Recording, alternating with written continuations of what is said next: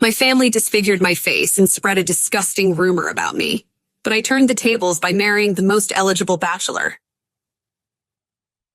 Where on earth had you been? Your father must have gone mad if he allowed you to leave this house. Mother, your mother left you. Neither you nor your father seem to realize the suffering that has caused me to put up with you. I'm sorry. Your presence drains me. I tire of seeing that revolting mask. You speak as if you want to part the way I wear it. I had only one option to escape this abuse, and that was to get married. So when I saw the most powerful man at my father's party, I couldn't stop myself from asking him this question. If I were to ask you to marry me, what would you say? You'd be setting yourself up for a loveless marriage. I have no interest.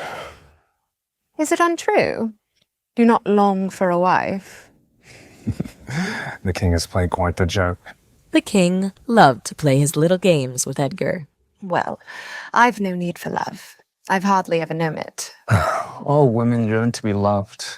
You cannot guarantee that you will not grow wanting. A contract, then, legally binding. If I fall in love, we divorce. Did your father put you up to this? This offer has nothing to do with helping my father. I leave that up to you to believe me. I'm not interested in marrying anyone for love. I only wish to leave this place and never look back. Edgar was surprised by her honesty. There was opportunity here. Oh, would you marry me to spite him? I am dying within these walls, day by day, piece by piece. I am neglected and unloved by my own father. I do not care for your looks, Duke Edgar, nor your money. Frankly, I see you as an escape. You know, it would be nothing for one to hire an actress or a prostitute to play that role. If you wanted, you would have done so already. If the king has played this joke to toy with you, then surely marrying the cursed daughter of Baron Desmond Barrett would fill him with remorse. Cursed! You're much quicker on your feet than I expected. The rumors about your timidity and reclusive nature are clearly false. Join me in my residence tomorrow on the edge of town. I'd love to discuss this further. But father would never allow it. I must be mistaken then. I thought you wanted to leave. She wanted to, but couldn't think fast enough to stop it. Duke Collins! But it would have to wait. Alessandra's sister had arrived. Father told me to find you. Are you out here all alone? Kate Barrett, I presume. I was just about to... Kate's blood boiled at the sight of Alessandra. Oh, I'm terribly sorry that thing has bothered you. It wasn't meant to be out here. She is your sister, and I'm sure she doesn't appreciate being referred to as... The Duke was disappointed at seeing Alessandra was no longer around. Disappointed? Oh, sweetie, siblings often have little pet names for each other, do they not? You were an only child, so I can forgive you for that.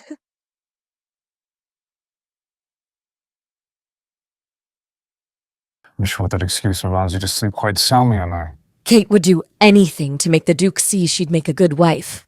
Her family had a problem, and he was their best solution. The stories do not do you justice, Duke Collins. I must admit I was hoping to get you here alone. A man of your position and a woman of my beauty would make a powerful union, don't you agree? As hard as it may be to believe, not all men are so susceptible to the fluttering of your eyelashes. Besides, I received another, more promising offer. Now, if you'll excuse me. The Duke didn't give Alessandra away. Maybe he really was the solution to her problems. Kate, on the other hand, was both surprised and embarrassed to hear someone had already caught the Duke's eye. Alessandra, I'd like a word.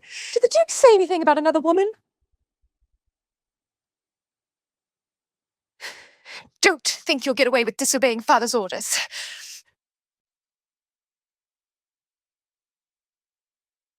Alessandra listened to the sounds of the party, and she imagined she was among them, drinking, laughing, gossiping, dancing among the music and the food of her friends.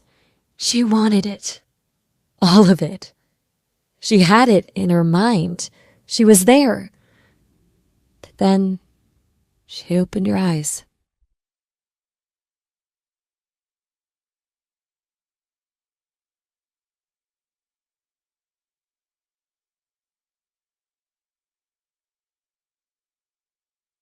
Yoo-hoo, Molly, I'm in need of some refreshing. Right. And see you back at the kitchen. You should be more careful with vulgarity. Stepmother might see you. Please.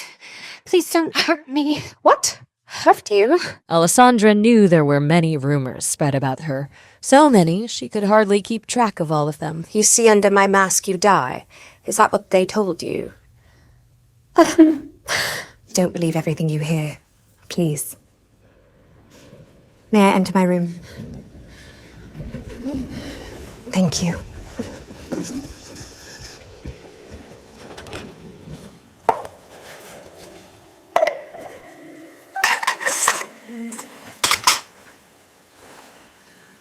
Kitty. It's just you and I tonight, I'm afraid. Her stepmother would be furious if she knew Alessandra kept a pet. But Kitty was the only thing that Alessandra could truly call hers.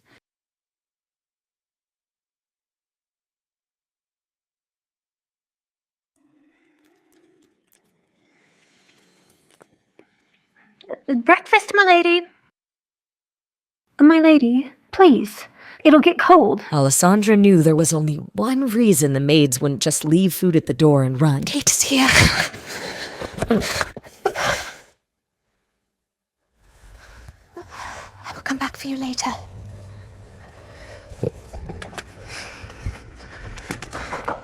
Alessandra, get out here this instant.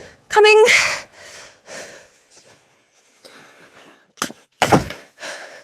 What is it? Good morning, sister. Good morning. Leave us. Did you enjoy yourself last night, Alessandra? Very much so.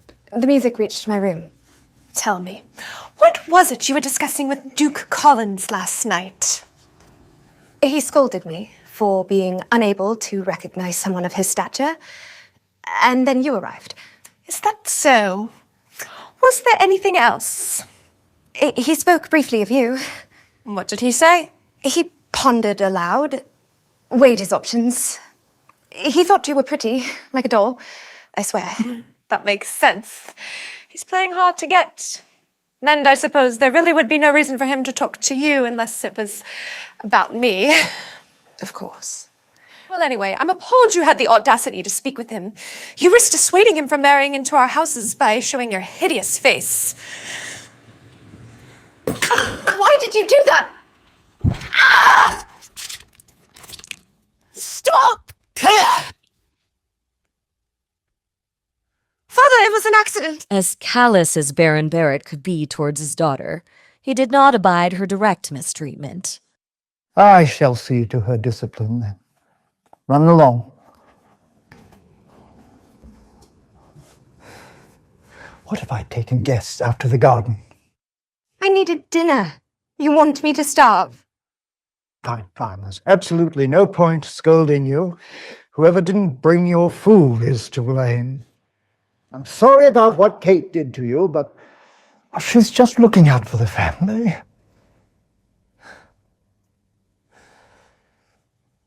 You must be bored in your room all alone all the time. Let me prepare for some entertainment for you. Can I take the stagecoach to look for places of interest to paint today? I promise I will not leave the carriage. The Baron understood it was better to allow a pet bird some freedom, so she would not test the limits of her cage. Very well.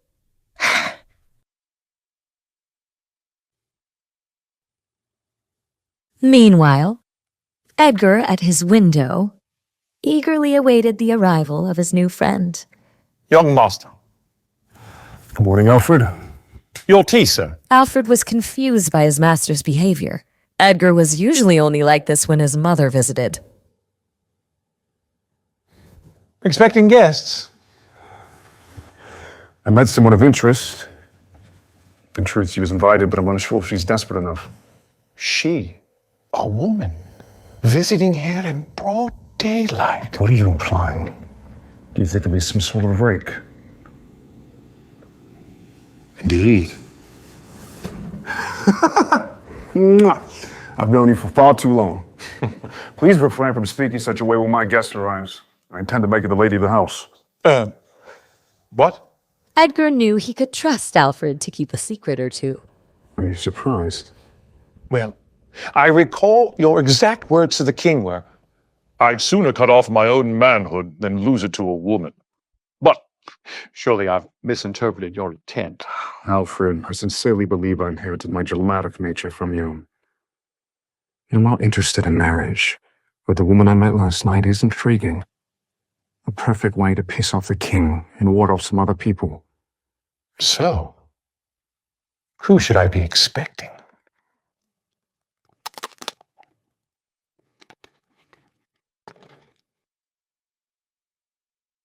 Alessandra marveled at the size of the Duke's estate and the beautiful manor at the center of it all.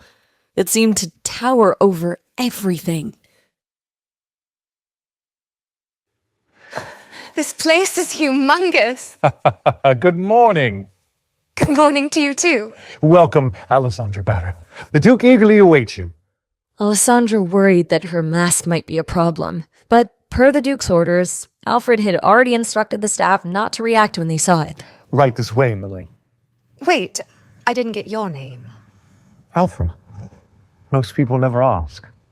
Most people are cruel. Well met, Alfred.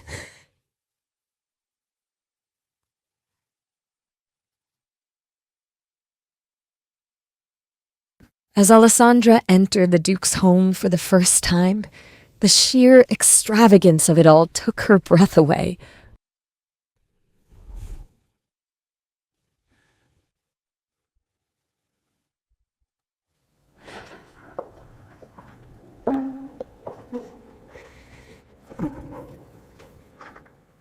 To be honest, I began to think you wouldn't show up.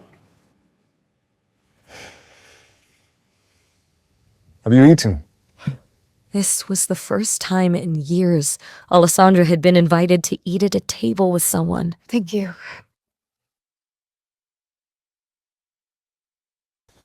So, how did you escape?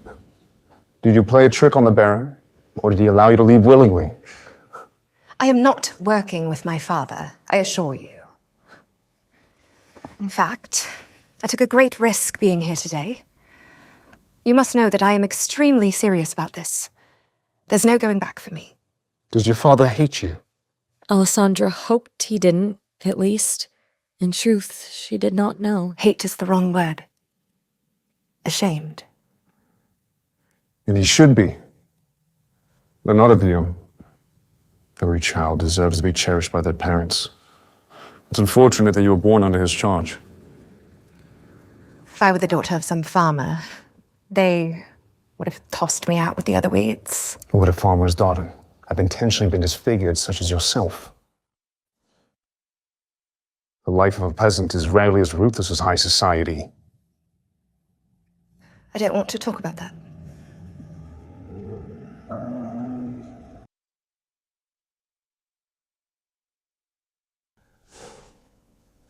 No. Someone must have been very jealous of you, Alessandro. Alessandra couldn't bear to speak. Some truths are far too painful. Let's say I believe you. Why would someone, for their whole life who's been hiding, seek to marry someone who's in the limelight? How does that serve you? Alessandra was fed up that people mistook her kindness for weakness. Truthfully, I did not plan on asking you to marry me. 'Twas a spur-of-the-moment decision. I need an escape plan, and my only option is marriage. I never pictured that person to be quite as grand as you. But you fulfill all the criteria. There are only two things that I considered, Duke Collins. One, you are a notoriously private person, in spite of all the rumors that swirl about you. Secondly, you are quite capable of bringing my family to heel. And how does that benefit me? No one would dare bother a man with a cursed bride, especially one they say can kill with a glance. She was far from that scared girl he met in the garden the night before. I'd love to attend parties, to talk, to laugh, to dance. I'd rather die than live another day in the shadows.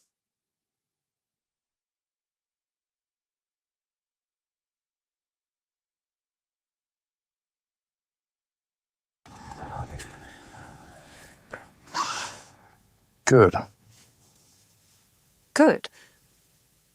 Sorry, what is good?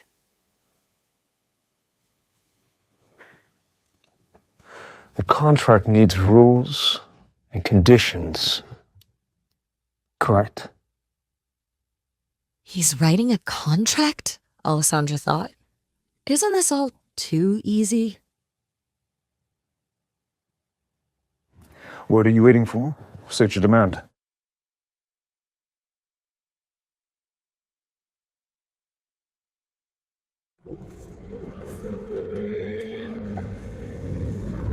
What happened to your hand? It's nothing. If you were to be my wife, then it is certainly something more. Name the culprit and I shall have them punished. It was an accident. Well, let us be sure that there are no further accidents if you're to live there before we wed. I will certainly try. Well, based on our previous conversation, we are not to fall in love, correct? That, Duke Collins, is a promise I intend to keep. Well, let us hope you're always disagreeable. To be quite frank, you are simply not my type. And what type do you fancy?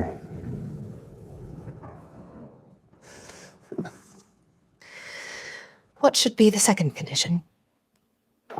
Well, obviously, speak of this contract to no one other than my butler and myself. In fact, we should communicate all matters openly and thoroughly. Even minor secrets breed contempt, which can be quite irritating. Agreed. But my mask stays on. I'm still writing. Jot this down. It's imperative that we sleep in the same room. Why are you so surprised? Act like I would no longer sleep with my wife. Alessandra knew it wasn't common for a duke to share a room with his wife under normal circumstances. I suppose that makes sense. It is something couples do. Sleeping, Alessandra. Speaking of sleeping, though if you wish... No, sleeping is just fine.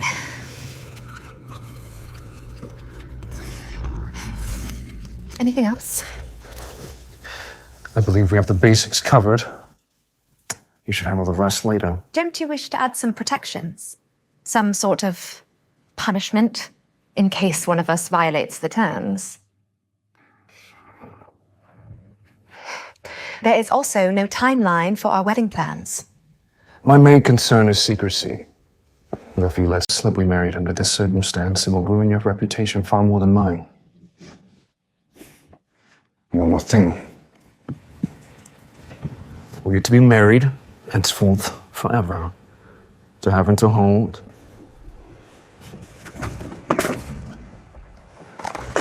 until death? Forever? Of course. Do you intend me to bear children? Oh, hide your worries. I have no need for a child to dirty these halls just yet. And you wouldn't mind me mothering that child? Eventually? I don't understand the question. You don't understand? You're getting on my nerves. You think if I was uncomfortable with the idea, I would entertain the prospect of marrying you.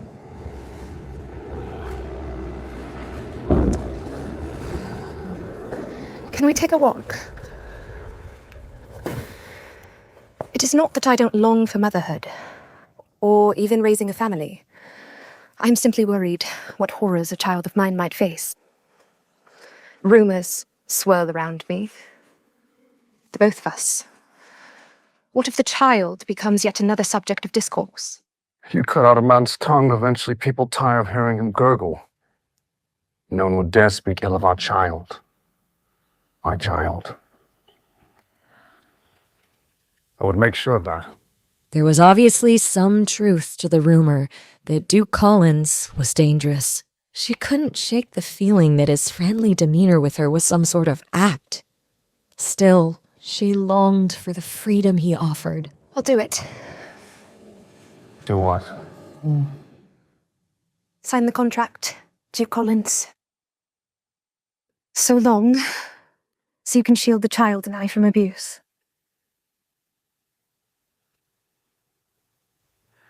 Would you like to live with me till all night? I wager would stop whatever accidents resulted.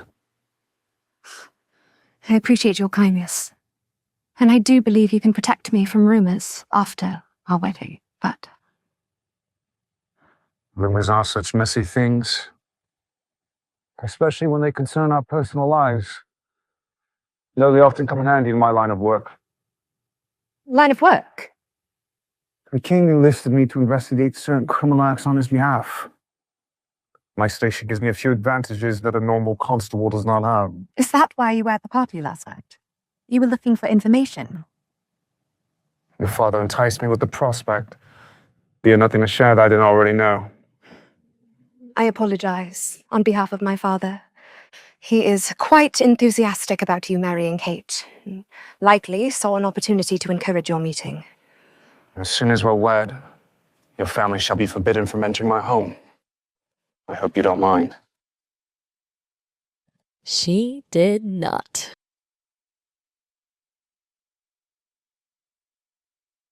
Thank you so much for the lovely tour. You have a beautiful home.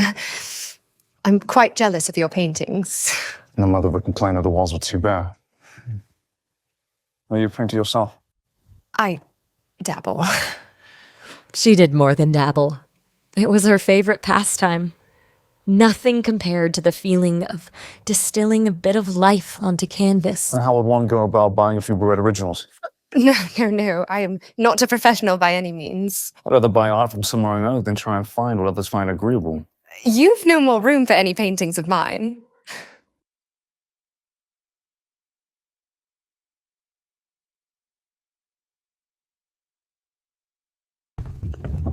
Alfred, take down the ones for the Bloody Dutchman. The Rembrandt? Are you insane? I have consulted a doctor about. I have a clean bill of health. If you were to live here, then it's very important that you be able to leave your mark on. I will send you a few pieces. Thank you, Duke Collins. Please, call me Edgar. Thank you, Edgar. Whatever you think is fair, let Alfred know the price. Goodbye, Edgar. Goodbye, Alfred.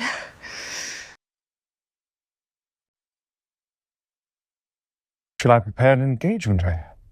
For tomorrow morning, please. What happens tomorrow morning? Edgar explained that he and Alessandra planned to announce their engagement in front of her family the following morning. Oh, why so surprised, Alfred? I'm beginning to think these paintings as well. I asked you already. He wanted Alfred to bring the family a few gifts to celebrate. Cigars, jewelry, and paint for Alessandra. Lots of it. And then when you're done taking these down, please clean out my room. We have to prepare space for her things. You're sharing a room? Well, this house is vast and I don't enjoy hiking. Right. All right.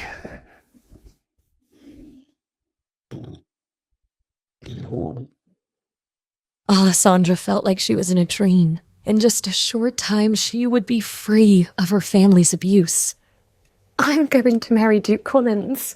Where on earth have you been? But some dreams have rude awakenings. Your father must have gone mad if he allowed you to leave this house. I did not leave the carriage. What would the townsfolk say if they were to learn that you were riding around amongst them? Mother, Your mother left you. Neither you nor your father seem to realize the suffering that has caused me to put up with you. I'm sorry. I hope you enjoyed your day out. It will never happen again. Now, your presence drains me. I'm tired of seeing that revolting mask. Oof. You speak as if you weren't a part of why I wear it. It'll all be over soon, she thought. Edgar might have noticed her hand, but Alessandra wasn't going to get him involved in her family drama.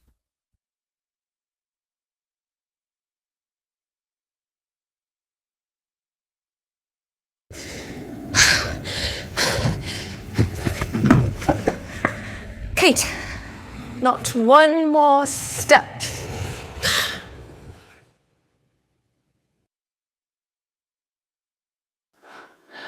Mother said we were not allowed to have pets in the house.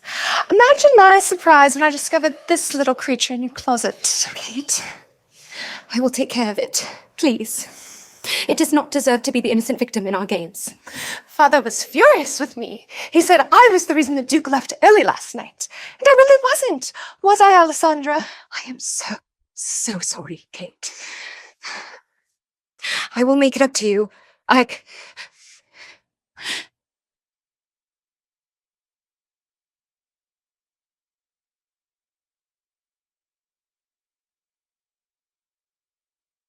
No!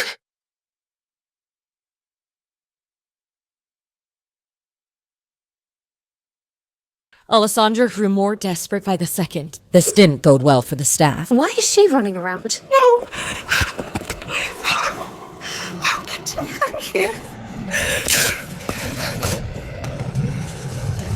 It's my fault.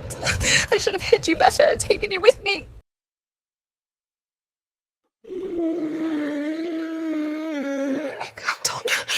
Has anyone seen my father? Where is he? I need to talk with him. What is all this incessant whining? Have you lost your damn mind? Alessandra knew Katrina would refuse to help save the dying cat. What is that wretched thing? I made it quite clear that I do not want pets in this house. Still, she had to try, for Kitty. Please, it is in pain. It needs a doctor. Help me and I swear I will find a new owner. Just throw it out. Your daughter did this. For once in your life, hold her accountable for what she has done. Not blame my daughter for your own sins. Do you want to spend another night starving out in the garden? Kate did many horrible things, but in everyone's eyes, she remained an angel, while Alessandra was called a monster. The girl was tired, so very tired. This house is just so frustrating. That does not sound like an apology. You there, take that animal and throw it out. Fine, Alessandra thought. If they see me as a monster, so be it. Touch me or this kitten, and I will kill you. Mark my words. Are you listening? I gave you an order. Pry that thing from her arms, or you're out of a job. Screw this, thought the maid. Inform the butler that Alessandra is to remain locked in a room. What a starving nerve. When you're done, pack your things and get the hell out.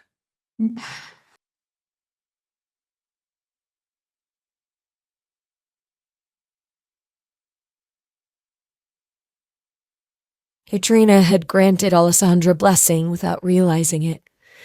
She wanted to care for the kitten without anyone interrupting her. Hold on till tomorrow, little one. He will come for the both of us. Until the Duke arrived the next day, she wanted to be alone.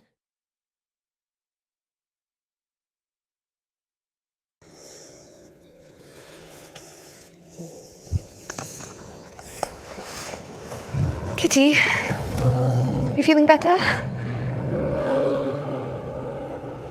Kitty?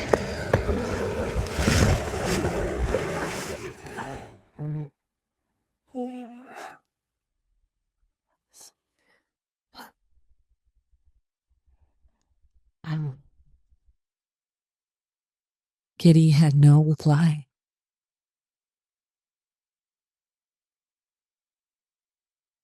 Meanwhile, as Alessandra was starving, grieving, and alone, her family enjoyed their morning tea in peace. If Alessandra gets to keep the cat, it's only fair that I have a puppy. Pretty please, Daddy. Not a chance, Princess. But I want it. She gets everything she wants. Alessandra got to speak with the Duke. Well, I hardly got so much as a word. Kate, don't eat so quickly. You'll never find a good husband if you choke to death. Besides, you still have a chance to woo the Duke at the ball later this week. And for that, you'll need to fit in the corset. Mother! She's right, you know. Putting out quite a bit of money on the line for your future. We don't have much left, and we need the Duke to save us. Sir, Duke Edgar Collins is here to visit. He's brought his butler. The Duke? Mother! I didn't know he was visiting. Desmond, did you know? No! Well, what are you doing standing there? Bring in the Duke right away. Should I change quickly? Duke Collins, to what do I owe the honor of this visit? I have something to discuss with your entire family. Yes, well then, please, have a seat. Would you care for anything to eat? We're just now having our morning tea. I've already eaten. Baron, no doubt that you've heard the rumors that I'm looking for a wife. No, I haven't heard such a preposterous rumor. Is it true, perchance? I intend to marry your daughter. What spectacular news! Kate will make a spectacular ride. You're mistaken. I intend to marry your other daughter, Alessandra. Alessandra? My Alessandra? Duke Collins, the townspeople believe her to be cursed. That would surely impact your reputation. Not so petty as to be concerned with such trivialities. There are plenty of rumors about me. But I hope you're not implying that your reputation might be soiled by my visiting here. no. But kindly, Duke Collins, you and my daughter, two different people. You're special. And Alessandra is not. Edgar was starting to wonder why Alessandra was not eating with her family. That's not what we meant. But out of my two daughters, Kate is the smarter choice. She has many prospective offers, quite a few young men of high status seeking her. And Kate will be just fine with my rejection. I'm here for Alessandra. Where is she? Why are you hiding her from me? Duke Collins, it is uncouth of you to keep asking for Alessandra. She does not possess an adult's mind. What did you say? Desmond feared Edgar would strangle her for saying that. Well, fine. I shall take you to her straight away. I assure you, Alessandra will give you the same answer. And she doesn't like to be seen by others. Yes, right. This way, please. Alfred, wait here.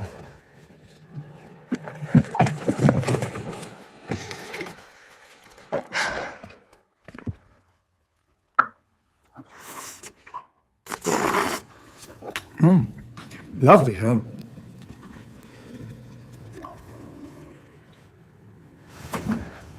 And we've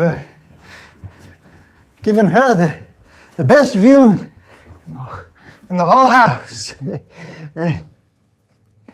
Alessandra, we have a guest.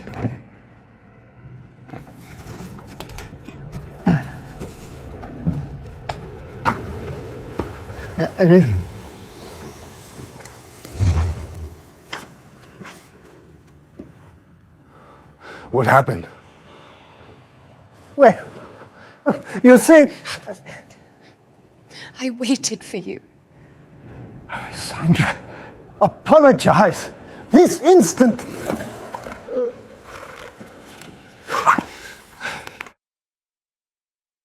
What have I done to deserve this? I promise I will rectify it. Please, tell me. My kitten passed away this morning, and I am confined to my room for punishment. I can't leave to bury it. Why are you here, Duke Collins? Her words said, "Why are you here?"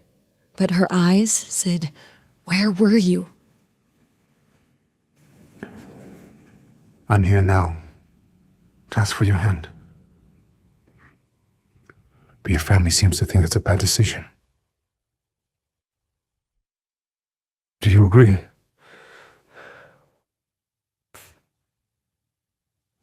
You said you would protect me. You've spent your life a sheep among foxes. We can be wolves.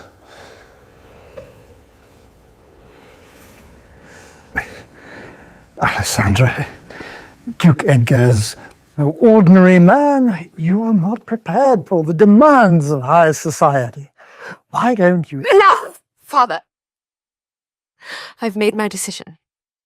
Will Alessandra resist the allure of the Duke? Or will she lose herself in her pursuit of vengeance? Stop! Your presence strains me. I tire of seeing that revolting mask. You're not to blame my daughter for your own sins. Do you want to spend another night starving out in the garden?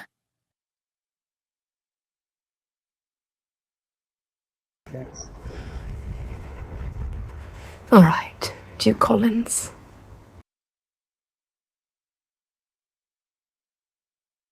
Let us be one.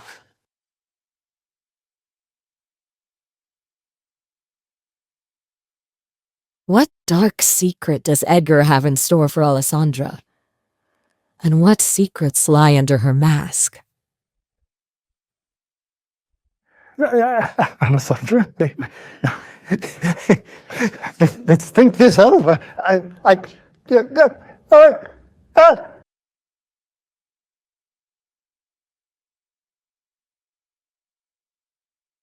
Baron.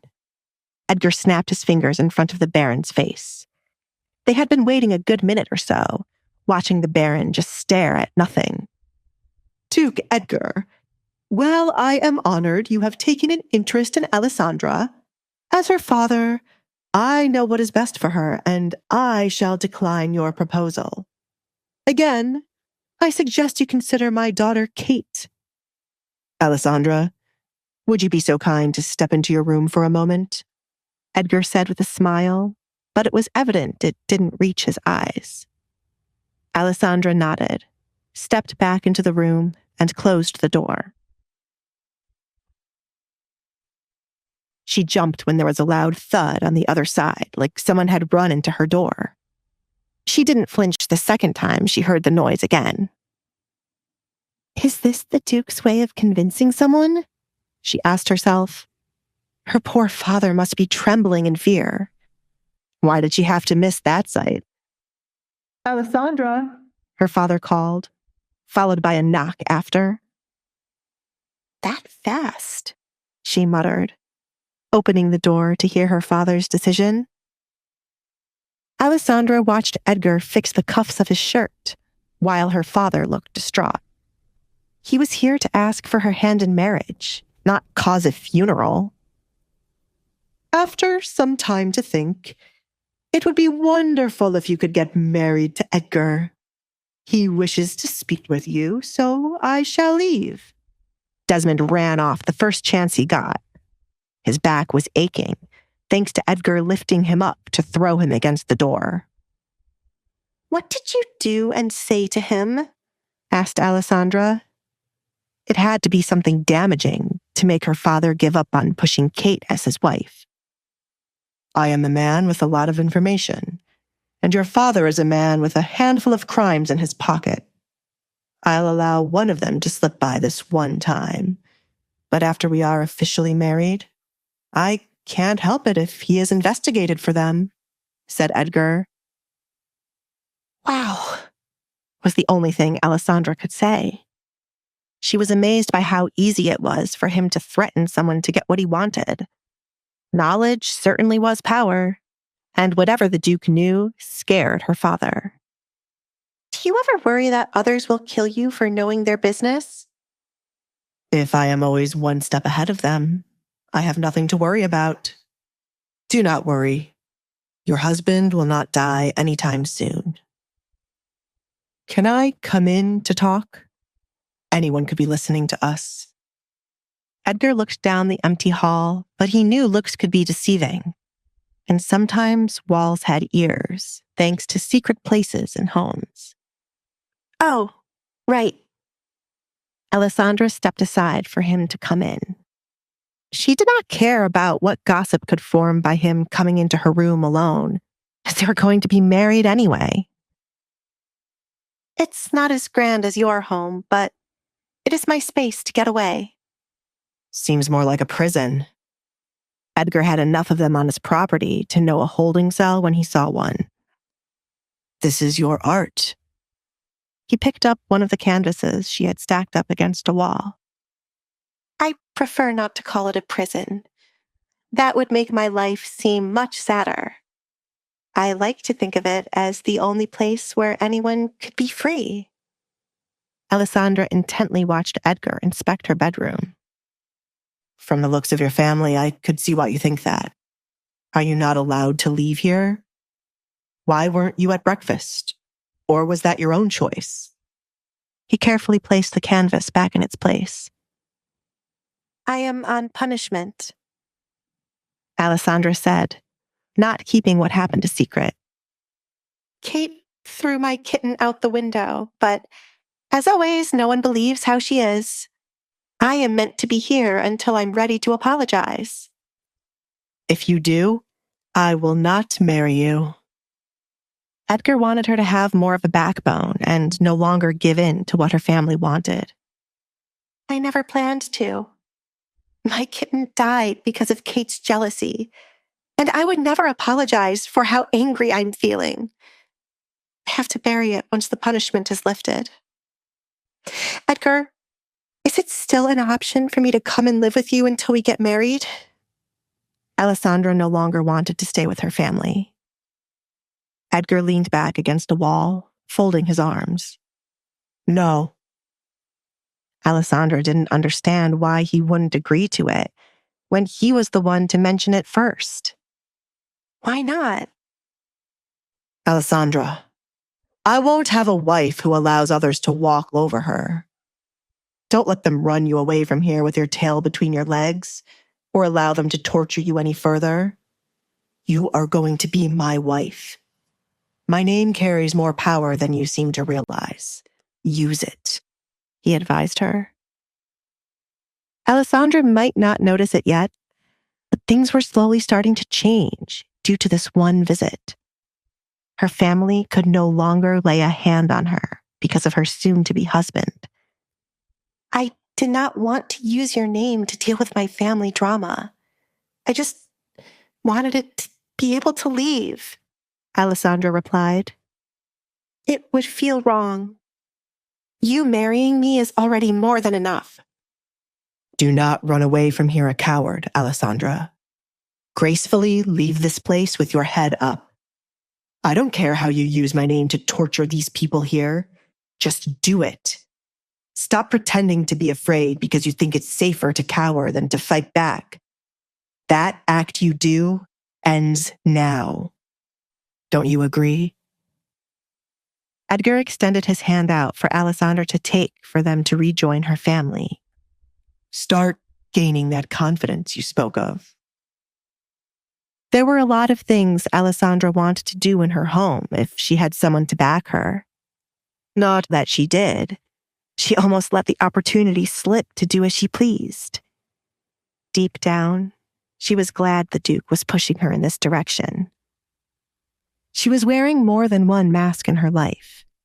The physical one to hide her face, and the one she used to act timidly in front of her family. One of those masks had to come off today. Yes, she accepted Edgar's hand.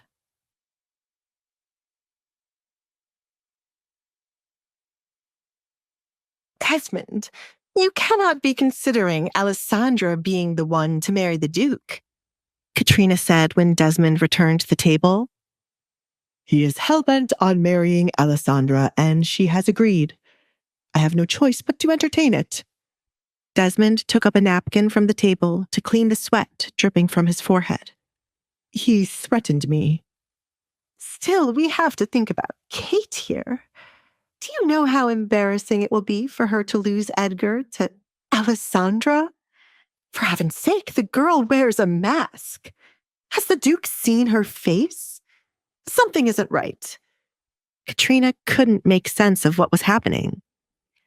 Did you find out what was said between the two of them the night of the party? Alessandra had to be lying. She must be threatening the Duke, Kate concluded. It was the only thing making sense to her. Kate, how on earth would Alessandra be able to threaten a man like Edgar when she is always here? Desmond was trying to make sense of the situation, but the theory Kate came up with was ridiculous. I have said many times that man is unpredictable. We will never understand why he picked Alessandra. Father, you can't allow him to marry her. I have worked too hard for a moment like this for it to go to Alessandra. She's only agreeing to this to irk me. I will speak with the Duke. Kate's chair screeched as she stood up. There was no way she would lose to Alessandra again. Speak with me about what? Edgar asked as he entered the dining room, but he was not alone. Alessandra was right beside him, holding his hand as she walked. I'm sure the Baron has told you the good news, that Alessandra and I shall wed soon. Alfred, the gifts? Yes, young master. Alfred moved as quickly as he could to place each of the gifts in front of the 3 family members. There will be more gifts to be delivered here, but this is just a small taste of what is to come. I hope it is to your liking. Do you wish to sit, Alessandra? Edgar pulled out a chair for her. Thank you, Alessandra replied and took a seat in the chair.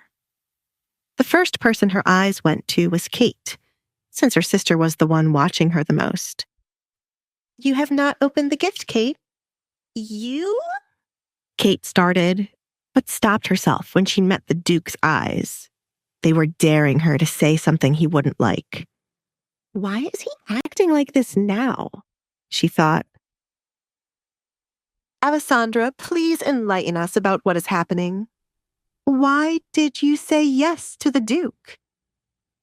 You are not one to want to get married, said Katrina. No one has ever asked me, Mother. I am thrilled to marry a man like the Duke. I've heard many good things about him, thanks to Kate. Isn't he a good man, Kate? Alessandra glanced at her fuming sister. He was mine, Kate replied, ignoring her father signaling for her to shut up. She sat back down, unable to stand and watch the Duke be protective of Alessandra. I don't remember ever giving you that idea, Kate. I thought we had gotten rid of the drug which causes one to see things that are not real, Edgar said as he stood over where Alessandra sat. Of course not. It has been gotten rid of a long time ago. As I recall, you took quite a few of them. I would hate to know your younger daughter has gotten her hands on them. If that is the case, I shall pity her desperate attempts to gain my affection when I stated I would never have any romantic feelings for her. I can take you to get treated, Edgar offered Kate. Her delusion in thinking they were something more than strangers irked his soul. I would have been able to take you at the same time I would have taken Alessandra's kitten to be healed, but it has unfortunately passed away. To be thrown against something is quite painful. Isn't that right, Baron? Edgar subtly recalled his earlier conversation with the Baron. Yes. Desmond could still feel the pain from being thrown against Alessandra's door by Edgar. No offense, Duke Edgar, but you cannot waltz into our home and get involved with our family issues. You are not married to Alessandra as yet. Whatever happened to the kitten is none of your concern. Alessandra knows there are no pets allowed. Katrina did not want the issue with the kitten discussed, since Kate's name would be mentioned. Forgive me. Alessandra is now my fiancée, and anything that makes her upset concerns me. I care for her so much I could kill anyone who upsets her. Edgar glared at Kate. He had a feeling out of the three, Kate was the one harming Alessandra the most. He had one thing in common with Alessandra so far, a dislike for Kate. Kate fidgeted in her seat as she picked up on the warning Edgar was sending her. She clenched her fists out of anger under the table, to the point her nails were painfully digging into her skin, but she didn't feel anything. Edgar placed his hand on Alessandra's shoulder for her to start speaking up. I have not eaten yet. Please, set the table for me, Mother, Alessandra said to Katrina. Katrina scoffed, disgusted by Alessandra calling her mother and ordering her to set the table for her. She's finally showing how crazy she is. Katrina bit her tongue to refrain from arguing with Alessandra. The Duke was standing behind Alessandra defensively, like an animal waiting to attack anyone who offended its master. Katrina had many things to say to Alessandra, but she would wait for when the Duke left. Katrina, do it now. Desmond felt like he was the only one seeing the gravity of the situation they were in. The Duke, for some reason, was smitten by Alessandra, which meant they could not trouble his daughter or Edgar might truly kill them. Desmond knew the true face of Edgar Collins, unlike his wife and daughter. The man was merely toying with them right now, but once he got bored, his true personality would show up. Thanks to the punishment, I have not eaten since yesterday morning. You have to hurry before the food becomes cold, Mother. Alessandra made sure to add emphasis to the word mother to get under Katrina's skin. She planned to make this house uncomfortable for the three of them, just as it was for her. I will be back. Katrina suddenly didn't mind leaving, since she needed to grab hold of something to break. Why aren't there maids stationed in the dining room to fetch whatever you need? Asked Edgar. He knew the Baron was running low on funds, but he did not know it was this bad. Why did the idiot just throw a party when he could have used that money to hire more workers or to invest in something? Desmond's forehead continued to sweat as he felt embarrassed. If you had given me a notice you would be arriving, I would have placed the maids in here to serve you and Alessandra well. You're saying I should have given you a heads up so you could place an illusion as if you have many workers? Edgar saw right through Desmond's. Alessandra smiled, enjoying her father being called out and the sight of him unable to talk back to the Duke. She realized now that her father could only pick on those he viewed as beneath him. Alessandra finally saw how pathetic he truly was. While Alessandra was enjoying her father breaking down, the sight of her smiling angered Kate even more. Are you enjoying this, Alessandra? This is ridiculous, Kate scoffed. Don't think this will last long. You should work on getting over your jealousy, Kate.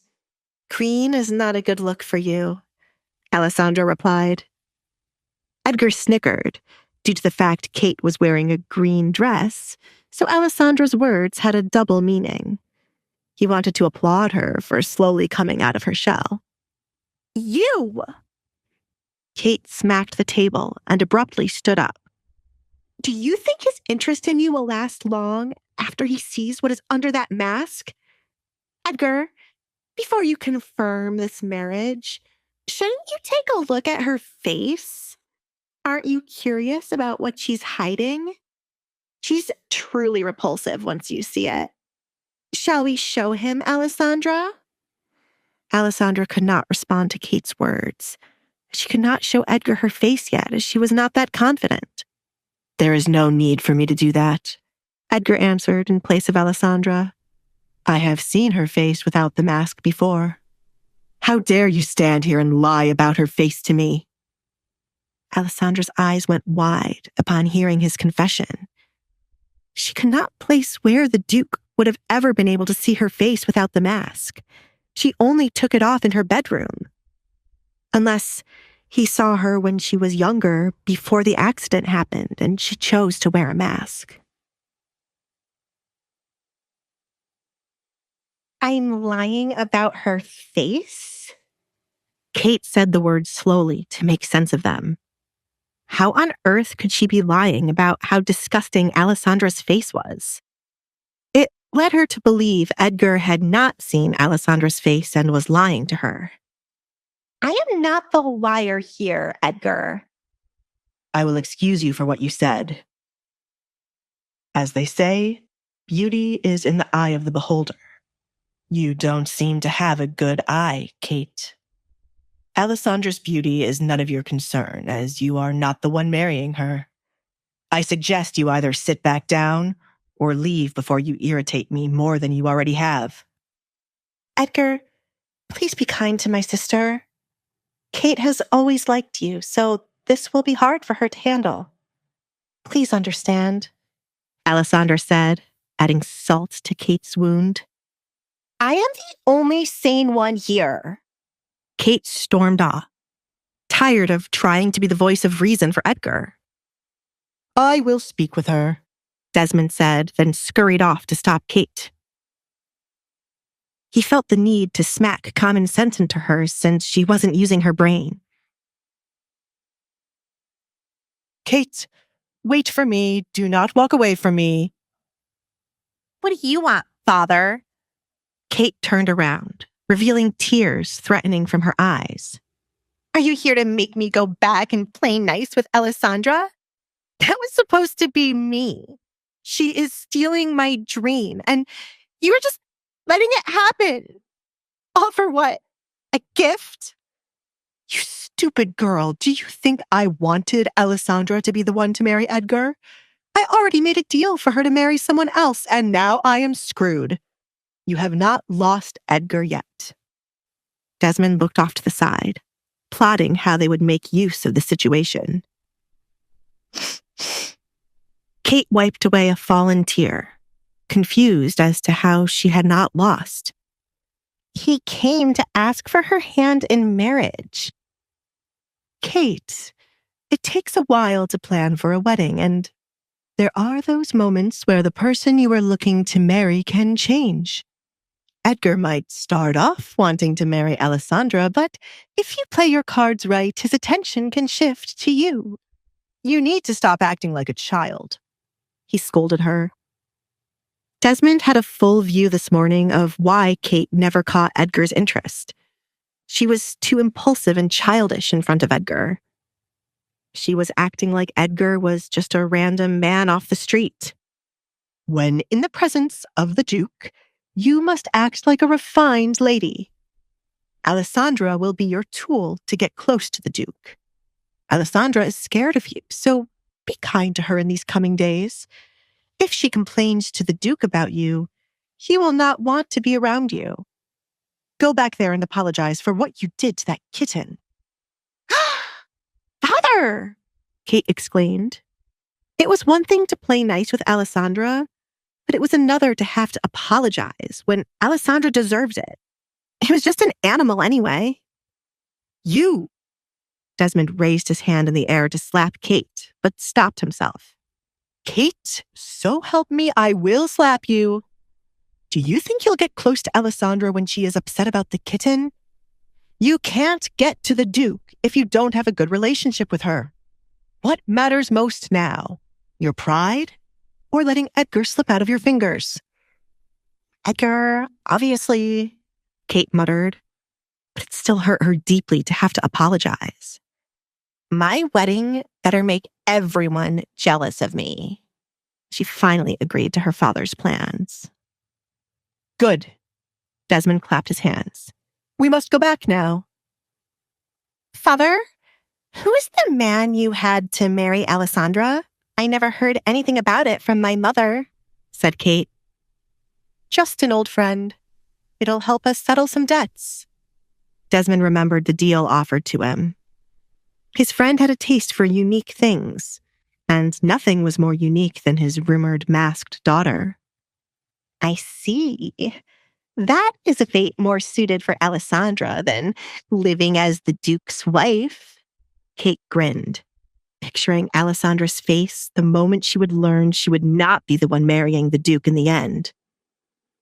Desmond and Kate walked back into the dining room to find Katrina placing a plate of food in front of Alessandra like a maid serving her master. Alessandra did not thank Katrina for fetching the food. Instead, she picked up her fork to taste the eggs. You see, you took so long and now the egg is cold. I have never enjoyed cold eggs, Katrina. Why do you keep giving them to me? We're back. Desmond cut off Katrina before she could say the wrong thing. Alessandra, Kate has something she wishes to say to you. He pushed Kate forward. I'm sorry. The bitter words left Kate's mouth. For? In Alessandra's opinion, Kate had a lot to be sorry for. Therefore, she needed to be more specific. Hurting your kitten. You did more than hurt it. The animal died. If you're going to apologize, do it right. Edgar interjected. If this was the best apology she could come up with, she could save it. Feeling warmth against his hand, Edgar looked down to see Alessandra had touched his hand, an indication to let him know she would handle this. I am sorry for killing your kitten, Alessandra. My emotions got the best of me yesterday, and to hear that the kitten has died makes me feel really bad. I'm also sorry for the way I've acted towards you in front of Edgar. I hope you will be happy with him. Please forgive me. Kate dug her nails into her skin as the words left her mouth. Alessandra wanted to laugh in Kate's face. They really thought she was stupid to not realize they were going to play her. She knew her father and Kate better than they realized, but instead of calling them out, she wanted to have fun. Apology accepted. That's good, Desmond smiled, glad Alessandra was quick to forgive Kate. His daughter was always too kind for her own good. I was not finished, father. Alessandra looked at her father with clear annoyance written all over her face. Since she has admitted her fault in the matter, she should take responsibility for burying the kitten. Kate is not your maid. Do not take things too far. Katrina tried to step in before Alessandra could make Kate look like a fool. Kate was a baron's daughter, not a maid, and she would be damned if she allowed Kate to dig a grave. It's fine, Mother. It shouldn't be too hard to dig a grave for the kitten. It is my fault after all. Hopefully, with this, we can mend our relationship, Alessandra. Kate held out her hand to call a truce between her and Alessandra. Alessandra merely looked at Kate's hand, not moving to accept it. She had a better idea just from looking at Kate's hand. It was clear Kate never had to lift a finger in her life. I just remembered, I heard the gardener below my window saying the shovel we have is broken. Kate retreated her hand, secretly glad the shovel was broken. Too bad.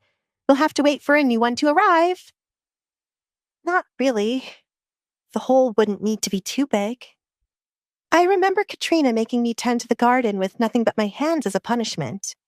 It shouldn't be too hard for you, said Alessandra. Kate scoffed, disgusted by what Alessandra was suggesting. I hope you are not expecting me to dig out a hole with my hands, Alessandra.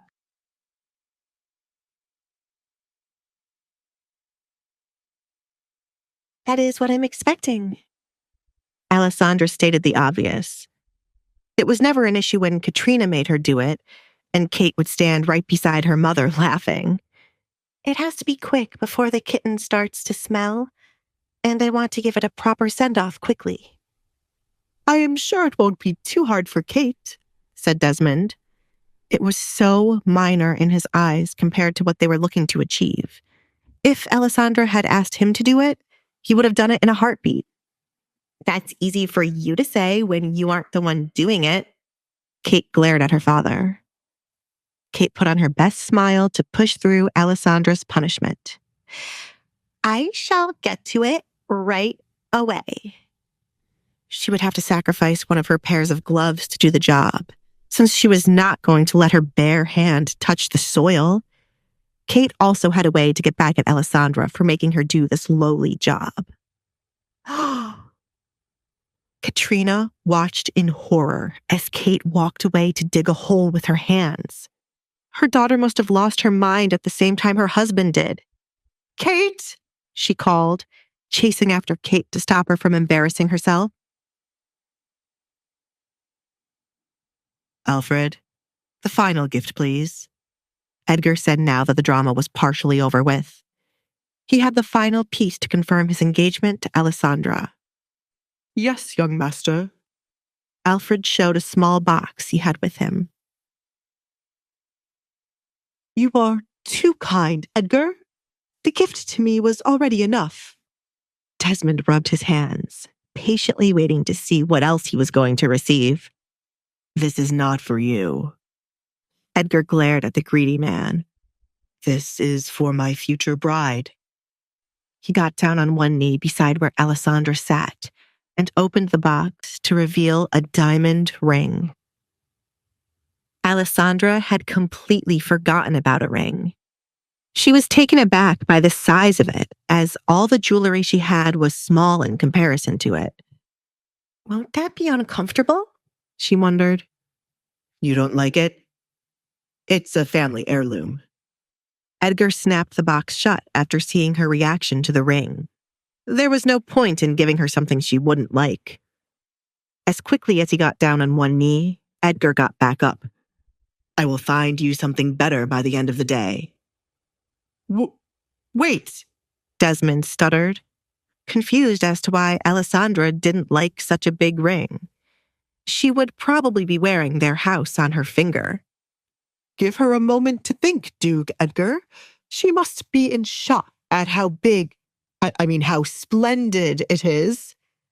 Well, Edgar waited to hear from Alessandra, but it was clear from her body language she did not like it. Alessandra thought it would be rude of her to not accept the ring he brought to her, but she couldn't imagine walking around with such a large object on her finger. She preferred to be honest with the Duke, and considering he didn't look offended, she knew he wouldn't mind. It is too large, she softly replied. There is nothing as too large, Desmond argued, annoyed by Alessandra's response. This was why he'd rather have Kate be the one marry Edgar. Kate knew the value of material things and how much they mattered. Alessandra was nothing more than a fool. I will find something more suited for you. Edgar dismissed the Baron's comment. There was something too large if Alessandra didn't like it. He made the mistake of not finding something Alessandra would like, instead of giving her what was passed down for generations. The ring he brought was made for a woman long ago and passed down to her children. At some point, one had to consider the woman being proposed to would like a ring made for them, rather than one made for someone else and passed down. When we meet again, I shall place that ring on your finger. Baron, send Alessandra with all her things to start living with me in 2 days' time. I shall have a separate bedroom for her until we are wed, and you have my word I shall not touch her. Alessandra was surprised to hear he wanted her to come live with him in 2 days' time. She'd asked to come live with him while they were in her bedroom, only to be rejected. And now he was saying yes. She could not figure out what Edgar was thinking. What? Desmond asked in belief. It was not in the plan for Alessandra to go live with Edgar. If she did that, there was no way for Kate to be able to interact with him, as Edgar won't casually visit their home. I don't think that's a good idea. What will the people say? It's not the first time a woman has stayed with her future husband until the wedding, and it will not be the last. There is a lot to be planned, and many dinners for Alessandra to attend. I would rather have her next to me than the back and forth. It is nothing to discuss, as it is final, said Edgar. Alfred, prepare the carriage for us to leave. This house is starting to irritate me, Edgar muttered as he started to feel uncomfortable. His hate for the Baron's house did not decrease. Come see me out, he told Alessandra. Excuse me, Father, Alessandra said, stepping up from her seat to walk with the Duke. She held on to Edgar's hand, walking side by side as they followed the butler out while leaving her father in a panic. You can finally breathe now, Edgar said when they got outside, away from prying eyes. Alessandra stumbled as she stepped outside the home and would have fallen if not for Edgar holding on to her. I can't believe I just did that. Her knees had suddenly gone weak as what she did dawned on her. I enjoyed the show, Alessandra. Finally, some good entertainment in the Baron's home. I'd bet it felt really good to speak to them like that, said Edgar. Alessandra's fire had only started to burn, and he would shield her from anyone looking to put it out. He saw something in her today that no one else did. The town had no idea what was coming their way. With his help, Alessandra would become a woman to not be messed with. It did feel good. I am used to making up these kinds of scenarios in my head, and now it has finally happened. I did forget how to breathe back there, and I was so nervous I would have tripped over my words. Alessandra clutched her dress, finding the moment to be surreal. You did good. Edgar patted her head. The show was 10 times better for those watching Alessandra, and it would be even better when she becomes more confident in herself. Alessandra looked down at the floor, feeling strange to receive a compliment from Edgar and a pat on the head. It felt nice to have someone do this for her. She wanted to work harder to receive more compliments from him. Thank you, she replied. Edgar smiled, viewing Alessandra as a small kitten, something he needed to nurture and protect. Duke Edgar, Desmond said, interrupting the moment. Edgar rolled his eyes, taking his hand away from Alessandra's head. What is it, Baron? I came to see you off as you were my guest. Please, come again. Alessandra, I want to have a word with your father. Until next time.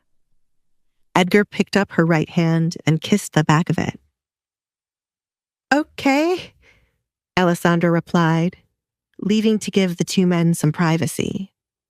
As she passed by her father, she saw how nervous he became to speak with Edgar all alone.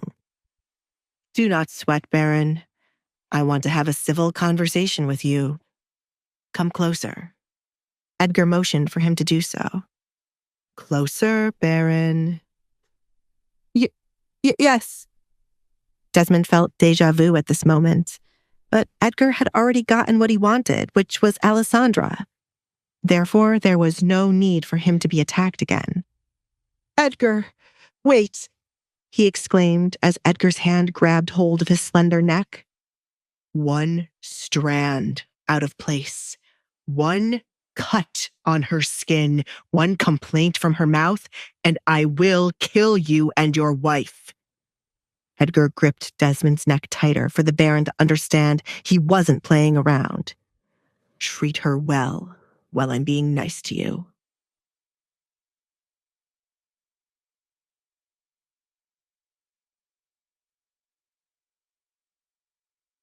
Understood?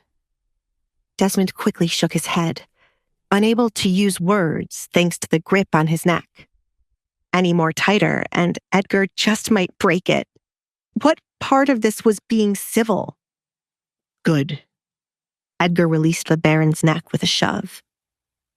Look at you, all disheveled. He fixed Desmond's shirt, smoothing out the ruffled parts. Desmond kept his head down, bearing with Edgar harshly patting his shoulders to smooth out his clothes. Never in his life was he so embarrassed by someone coming into his house and treating him like he was not the owner. I don't look forward to you being my father-in-law. There's so much I had to kill you for, but since you are loved by your daughter for some reason, I shall keep you alive. Do you understand what I mean, Baron? If Alessandra's love for you runs out, I shall consider killing you. I understand, Duke Edgar, said Desmond. I am handing you the opportunity to correct the mistakes you made with her. See to it that you do not ruin this for her.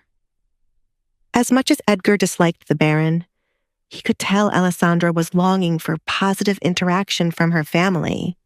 And from what he witnessed today, the Baron was the one she was most likely to get it from.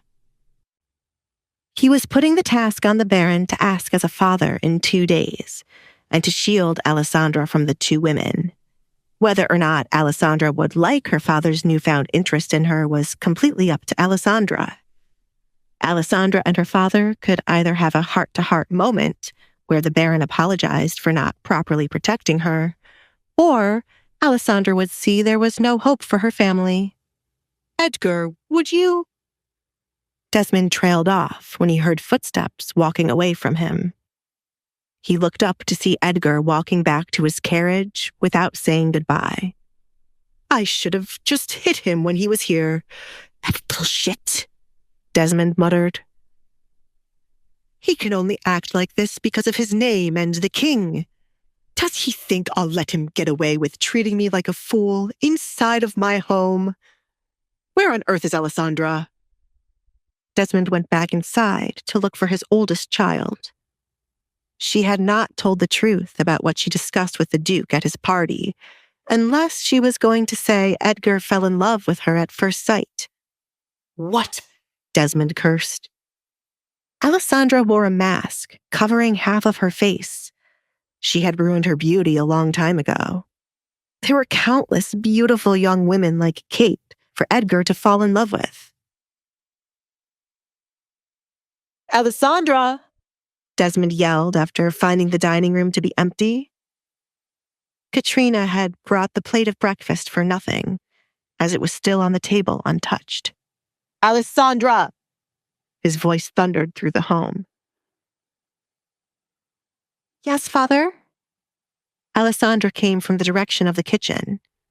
She was going to let Mario give her warm food until she heard her name being called. Now that Edgar was gone, everything would go back to normal.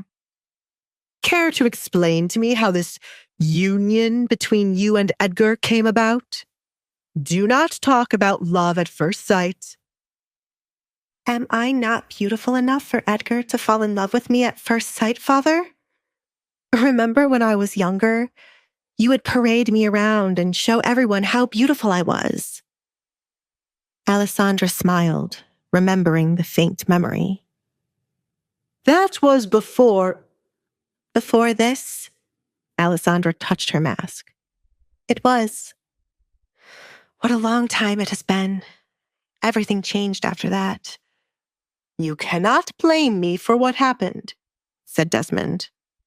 I blame you for not taking control of what happened afterward, father. And yes, I blamed you for what caused it.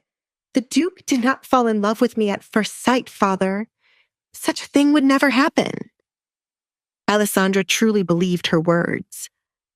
She was many things, but not a fool. Then what was said between the two of you? Tell me everything from the beginning.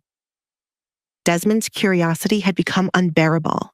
He had to know what Alessandra did that Kate could not after all these years. I already told you what was said, father. I do not know why the Duke picked me instead of Kate. I'm sorry the daughter you wanted with him was not chosen. Is that all, father? Is there nothing more you have to say to me? She was waiting for him to truly state what he planned to do about her engagement. Alessandra already knew he would do everything in his power to somehow get Kate to take her spot. To her surprise, he said something completely different. All eyes will be on you, Alessandra. Do your best. What are you going to eat now? Desmond was doing just as the Duke instructed him to. Although he was angry with Alessandra about a few things, now was not the time to grill her when Edgar was so adamant about killing him. Alessandra was unable to respond for the first couple of seconds. She did not get the reaction she was expecting. Therefore, she did not know how to react. She wondered if the Duke said something to her father to make him act like this. I am going to the kitchen for warm food. I see. Forgive Kate and Katrina for the things they have done. You have to understand their point of view. When you are done, go back to your... Desmond had to quickly stop himself. He was making the mistake of sending Alessandra back into her bedroom to be out of sight. Do whatever you want. Understand their point of view? Alessandra wanted to laugh in his face for saying such a ridiculous thing. Why did she have to be the one to understand everyone's actions towards her and have to forgive them? Why couldn't everyone else admit their faults instead?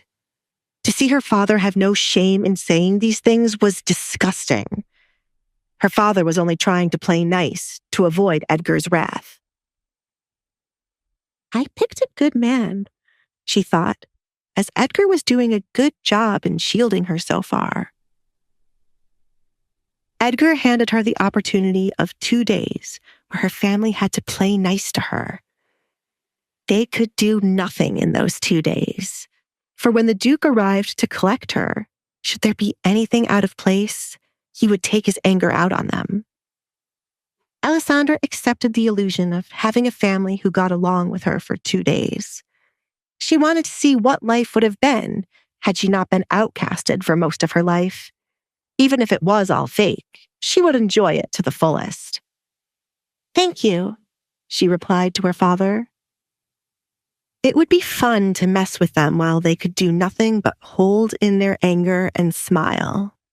A perfect ending to their ill-fated relationship. After these 2 days, she would completely cut ties with her family, ending on a fake good note rather than arguing. Excuse me, I'm going to find Kate and Katrina. Alessandra watched in amusement as her father turned his back on her to go plot with Kate and Katrina. Edgar was right to not let her come stay with him so easily. There was so much fun for her to have here. Kate, you must be out of your goddamn mind if you are thinking of digging a hole. She has no right to order you around. Get up. Katrina bent down to pull Kate up from the ground where Kate was squatting. Mother, we only have to play nice for now. Father is going to find a way to make me be the one to marry the Duke. Kate shook off her mother's hands and continued to dig. Ah! She yelled, falling to the side when an earthworm popped out of the dirt. That is why I said to get up, Kate. Katrina stepped back as she, too, was afraid of the tiny creature. This is ridiculous. This is so gross. This better all be worth it in the end. I am not letting her take what's mine. Kate used a stick to fling the worm from in front of her. Father already has someone he's going to marry Alessandra off to, so she can't marry Edgar. Really? He never mentioned anything to me, said Katrina. You wouldn't have kept your mouth shut if I did. Kate, Alessandra is going to the kitchen. Get someone else to do it. Desmond didn't like seeing his daughter looking like a servant. You there, Kate called out to a passing maid. She was more than happy to make someone else do the dirty work. Finish digging this hole with your hands right away. Did Edgar leave, or is he in the kitchen with Alessandra? I want to have a word with that girl. You can't, Katrina. The Duke made it quite clear if we mess with her in the 2 days she's here, he will kill both of us. I wouldn't take his words lightly.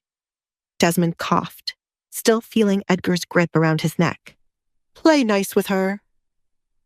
Katrina couldn't believe Edgar threatened to kill her. She placed her hand on her forehead as she almost stumbled backward from the shock. Wasn't it enough that Alessandra stole Edgar from Kate? She must have placed a spell on that man. Is she really cursed? I told you we should have thrown her out long ago, but no one ever listens to me. What do we have to do now, Father? Edgar seems to be wrapped around her finger if he threatened you.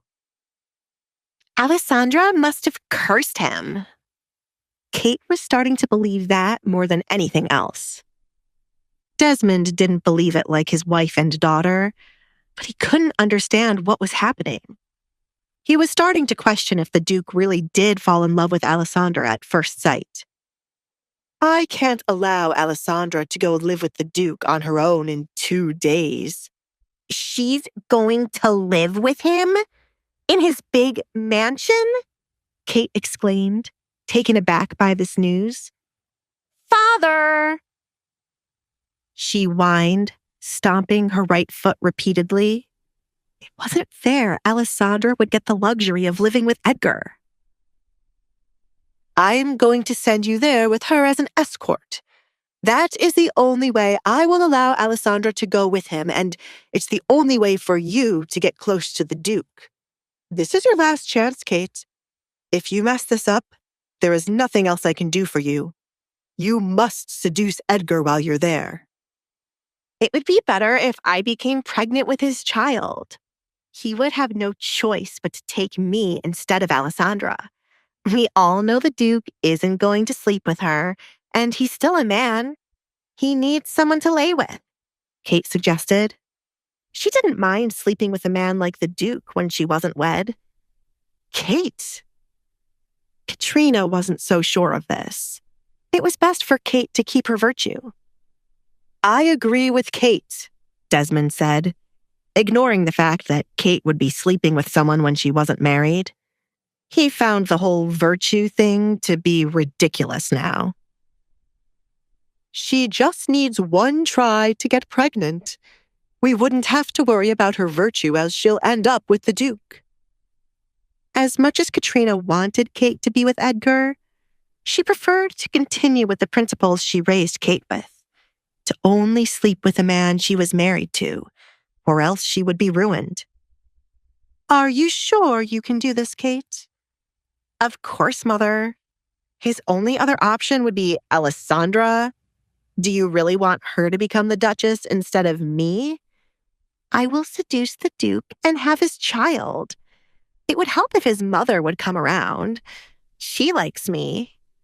Kate recalled her run-in with the woman.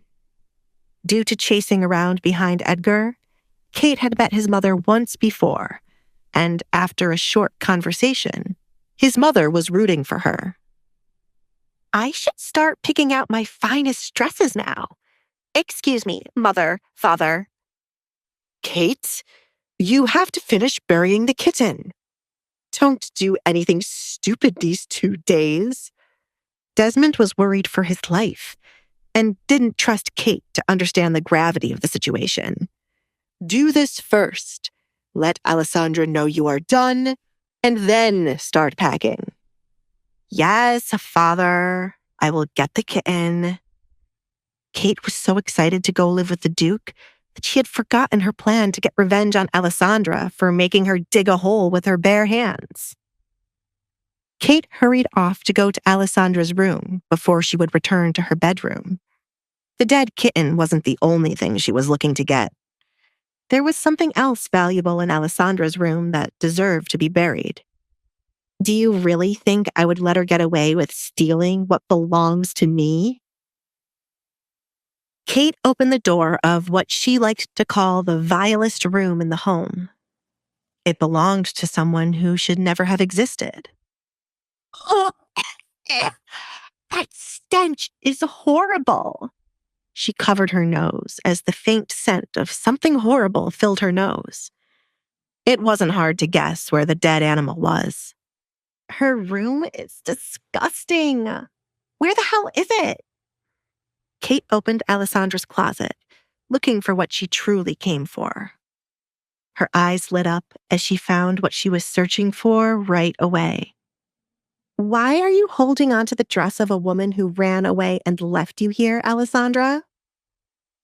Kate took out Alessandra's mother's wedding dress from her closet. It was no doubt a beautiful dress, but something like this was not suited for someone as gloomy as Alessandra. Kate was doing her a favor by getting rid of it. It would have been perfect to show Alessandra the dress getting buried, but she was meant to play nice. This took away a piece of the fun, but it still felt good. Kate quickly closed back the closet as she had found it and grabbed the box with the dead kitten. The stench no longer bothered her now that she was going to get her revenge. Kate wrapped the wedding dress around the box as she hurried back outside. Reaching the door leading outside, she peeked outside to make sure her parents weren't still standing where the hole was being dug. They're gone, she smiled. She was glad they had left, or her father would have stopped her from doing this. Kate approached the maid, who was still digging out the hole with her hands, to drop the dress and box into it. Cover that up as fast as you can. But, my lady, this is... What gives you the right to question me? Do as I say, or I shall have you fired. If anyone asks who went to get this box, I shall tell them you did. And what will you say? Kate stepped on the maid's hand, awaiting the obvious answer. I was the one who got it, the maid sobbed. Wonderful. You people do have common sense after all. Now, hurry. Kate stood with her arms folded, excited to see the dress be buried. Mario! Alessandra called as she entered the quiet kitchen. Now that breakfast was practically over, there was hardly anyone in the kitchen until it was time to wash the dishes used. Alessandra? This is new. You've never come to me at this time of day, and last I heard you were being punished. Did everyone else leave? Mario asked, surprised to see her casually walking around. Today is a special day for a change, as I got engaged to the Duke. Alessandra couldn't wait to share the special news with Mario. You should have been there to witness everyone's facial expressions. I can imagine. I am shocked, though I kind of expected it. Wait a minute. Mario looked around for a chair to make Alessandra comfortable enough to tell him what happened. If only he could have been a fly on the wall to see Kate's face out of everyone's.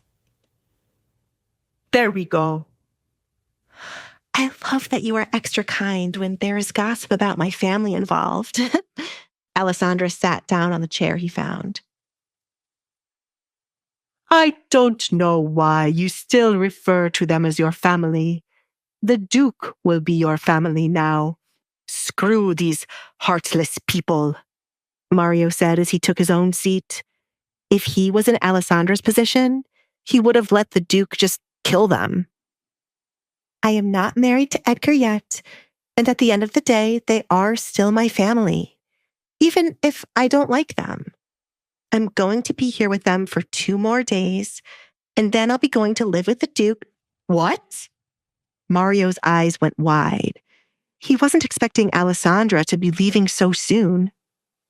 See, this is why I don't like Edgar. He is stealing away the only Barrett I like. I told you to come with me. I can ask him to pay off your debt. Both of us should leave this place, said Alessandra. Mario was her only friend here, so it was only right that she helped him leave this place with her. Mario shook his head, turning down the offer once again. I'm going to work off my debt myself. You just need to worry about yourself and enjoy your new luxury life. Now tell me, how did they react? Kate looked so distraught. She whined like a little child and stormed off, but then came back to apologize. I didn't forgive her so easily. Right now, she is supposed to dig a hole with her bare hands. We both know Kate probably has someone digging that hole for her, since you are here with me. But I like what you're doing. Make sure you mess with her mother, too. Mario hated Katrina more than anything in this world. I have a couple of things in mind, but first, breakfast, please. I ordered Katrina to bring me food, but it was... That was for you? She dropped those eggs on the floor and then put them back on the plate. Please tell me you didn't eat any of it because these floors are not clean. Mario wanted to throw up just from thinking about it. Alessandra had a clear flashback of her tasting the eggs. I did eat a tiny bite of it. As bad as that was, it is not the first time she has ever done something to my food. I remember she sent me a plate of nothing but leftovers from their plates to eat. I've experienced every kind of torture here. Mario sat up to cook something for Alessandra. This is why you must never fall for their tricks and be kind to them. Make their lives hell, or I shall never speak to you ever again. Torture the hell out of Kate and Katrina. I plan to, but... No buts, Alessandra. Mario stopped her right in her tracks. She was always too kind for her own good. Mario, the person I have the biggest issue with is neither Kate nor Katrina. It is with my father. He's the one who should have protected me from his second wife and everyone else who looks at me with disgust because of rumors. He never did anything to help me. Alessandra could not get over her father, looking her in the eye without any shame and saying it was not possible for Edgar to fall in love with her at first sight. How could anyone love her when her father didn't? I have waited so long for my father to come to comfort me, and not once has he ever come to me. It was always Katrina or Kate with a smile on their face before they made my life hell. My father only cares about his money and reputation. I will take what he loves so that he knows what it means to have nothing, Alessandra stated. I feel the need to hug you, Alessandra. But you are now an engaged woman. You're all grown up now, destroying people and shit. Mario understood why her main issue was with her father. Had the Baron put his foot down, his wife and daughter wouldn't have the opportunity to mess with Alessandra. It's still going to be fun to make Katrina and Kate lose their minds. Alessandra had a lot planned for them already. Everything they did to her would be handed back to them. This house will finally be interesting. The food is going to take a minute. Are you going to wait here or go somewhere else? You are practically the lady of the house, with the Duke as your knight in shining armor. The words felt strange to Mario when he said them out loud. I will get a book to read. As much as I enjoy being able to walk around freely, this house is honestly draining, and there's nothing to do. I'll be back. Alessandra sat up to get a book from her bedroom. She also wanted to check on what Kate had done so far. Speak of the devil, and he shall appear, Alessandra muttered as she had not made it far away from the kitchen before running into Kate. Kate, are you done already? Obviously, look at my hands. Kate showed the dirty gloves she wore when she had started to dig. We should be even with this.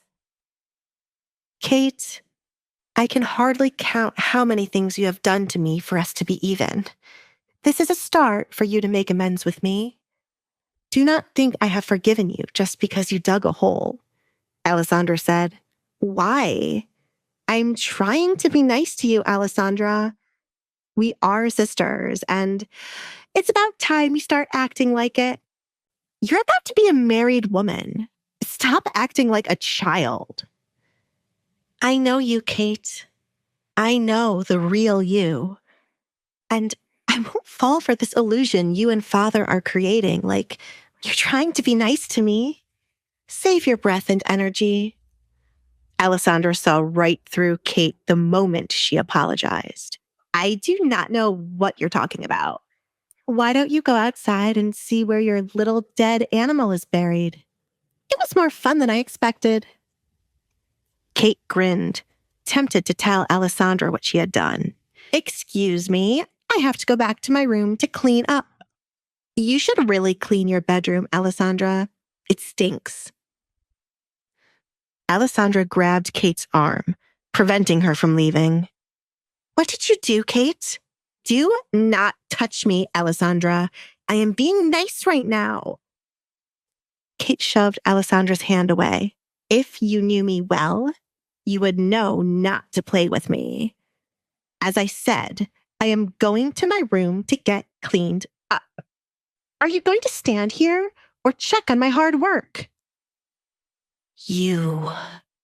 Alessandra clenched her fists, tempted to slap Kate, but held herself back. She did not want to resort to violence like Kate always did. Instead, she left to go outside to see what Kate had done. Her father was stupid to think Kate could play nice with anyone. Kate had no idea what it meant to be nice.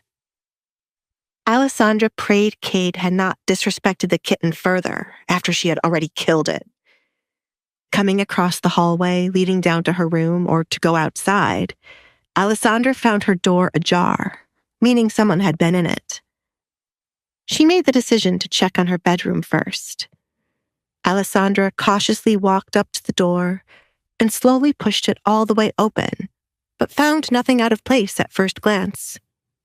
The box with the kitten was gone, which meant Kate took it. Alessandra knew there had to be either something wrong with her bedroom or where the kitten was buried, based on how happy Kate was. Alessandra continued to look around her bedroom, still finding it to be as she left it. Her canvases were as she left them. Her bed still looked made up, her books were neat, and the only scent in the room was due to the kitten. Did she rip up my clothes again? Alessandra went up to the closet and opened it to see if Kate had destroyed her clothes again. No. She instantly knew what was missing as soon as she opened the closet doors. Her mother's dress was front and center in her closet, after she had been thinking of getting married recently. It was one of the few things she had that had belonged to her mother. Alessandra did not know whether to laugh or cry about the situation, but one thing for sure, she regretted not slapping Kate when they were face to face. Alessandra felt the need to break something to release the anger she felt, but instead of doing so, she decided to take that anger out on Kate. Alessandra dragged her feet to her window, where the barn was in perfect view. Kate, simmering with resentment towards Alessandra, finally snaps. A petty act of defiance spirals into a shocking confrontation, leaving Kate covered in a substance that will forever stain her reputation. Will this incident irrevocably damage the relationship between Kate and her father? And what will happen when Kate's family discovers the truth about the accident?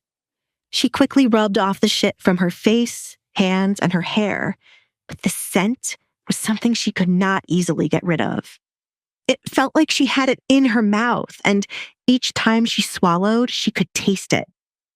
I'm going to kill you for the... Kate screamed when Alessandra threw the second batch on her. As it was more water now, some of it made its way into Kate's mouth as it was open while she was talking.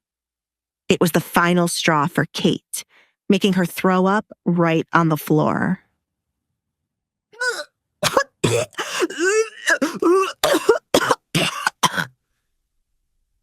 If you step 1 foot into the room, I will throw more on her. Alessandra glared at Kate's maid, Sally, who was trying to sneak her way in to help Kate. You deserve every moment of this, Kate. You are disgusting and full of shit. I was wrong when I said my issue was just with my father. I was being too kind to Kate, Alessandra said to herself. She was glad to have realized her mistake early on. Alessandra didn't want to just mess with Kate for these 2 days. She wanted to ruin her life. I will make sure we are even, Kate.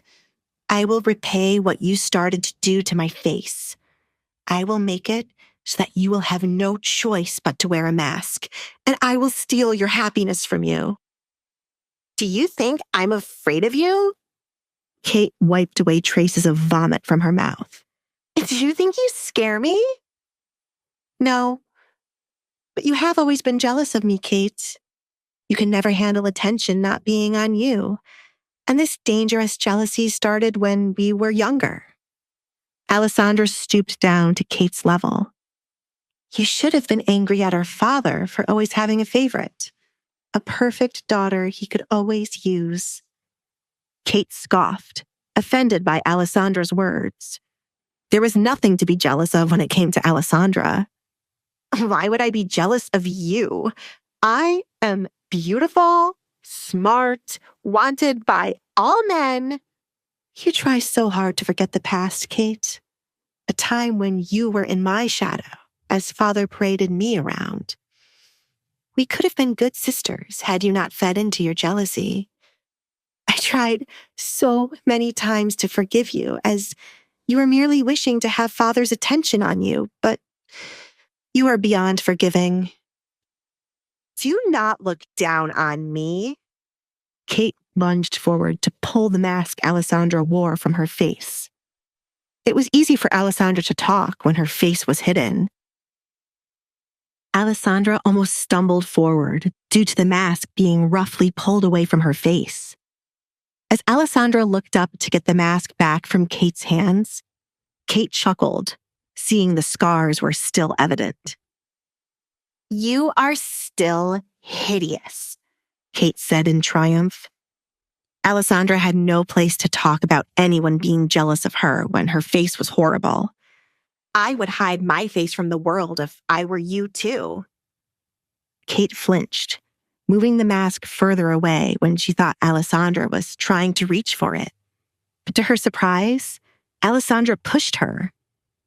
Thanks to how Kate was sitting, Alessandra was able to push Kate backward with only one hand, and then grab both of Kate's hands to pin her down against the wet floor. The back of Kate's body would be covered in what was left on the floor. Kate struggled to get out of Alessandra's grasp and used her feet to try to kick Alessandra off of her, but it did not work. Get off of me! Sally, help me right now! Kate yelled to the maid. One day, your face will share the same fate as mine, Kate.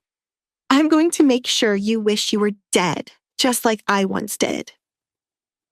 Always remember, your actions are responsible for the woman I shall become. Be prepared, Kate. I'm done with being too nice, Alessandra warned her.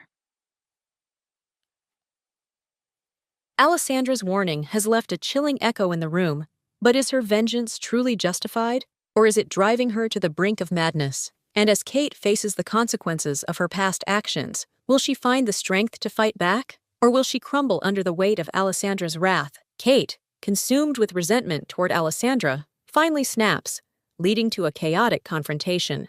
Covered in a humiliating mess, Kate's anger reaches a breaking point as Alessandra intensifies her revenge, revealing long-buried family rivalries and scars. As Alessandra's chilling warning echoes, vowing to ruin Kate's life, is her quest for vengeance justified, or is it pushing her to madness? Will Kate fight back or crumble under Alessandra's wrath? Fear looks good on you, Kate. I want to see it again soon. Alessandra snatched back her mask from Kate, thanks to her being distracted. Alessandra released Kate's other hand as she was finished with what she had come for. She placed her mask back onto her face as she stood up, looking down at the pitiful state of Kate. You should bring more maids to help her get cleaned up. She's filthy, Alessandra told Sally, who stood by the door in shock. Sally had never once witnessed anyone bring this much shame to Kate.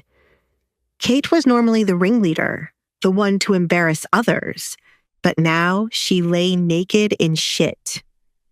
It was a good sight to her, and for once in her time working here, she liked Alessandra. Alessandra did what no other person could when it came to Kate. Hello? Alessandra waved her hand to get Sally's attention. It was evident the maid was enjoying this, but if she wanted to keep her job, she should move quickly to help Kate right now. I am going to tell my mother and father of this. Kate sat up, fuming with rage. Never in her life had she been so embarrassed like this. A baron's daughter was not meant to be treated like this. Not by someone like Alessandra. Not even by the king himself. Please do. But you seem to forget one important detail. Father can do nothing while I am to wed the Duke. He'll simply say you deserved it and laugh it off while your mother bites her tongue. Do you really want to waste your breath? I've been in your position too many times, and it's better to just shut up. If Edgar calls this marriage off, then you're dead. Do you not realize that? Be careful with what you do now, Alessandra. Men change their minds so easily when a better option comes along, and then you'll be trapped with us again. Kate could hardly wait for it to happen. She'll get rid of the confidence Alessandra was starting to have and make her timider than she was before. I know how easy men can change their minds, Kate. I've heard of your suitors marrying your friends instead. Goodbye. Alessandra proceeded to leave the bathroom. The stench was starting to become overbearing, and it would no longer be a good day if she spent too much time with Kate. Just in case Kate was stupid enough to retaliate again, Alessandra knew it was best to return to her room to pack up and hide everything that was valuable to her.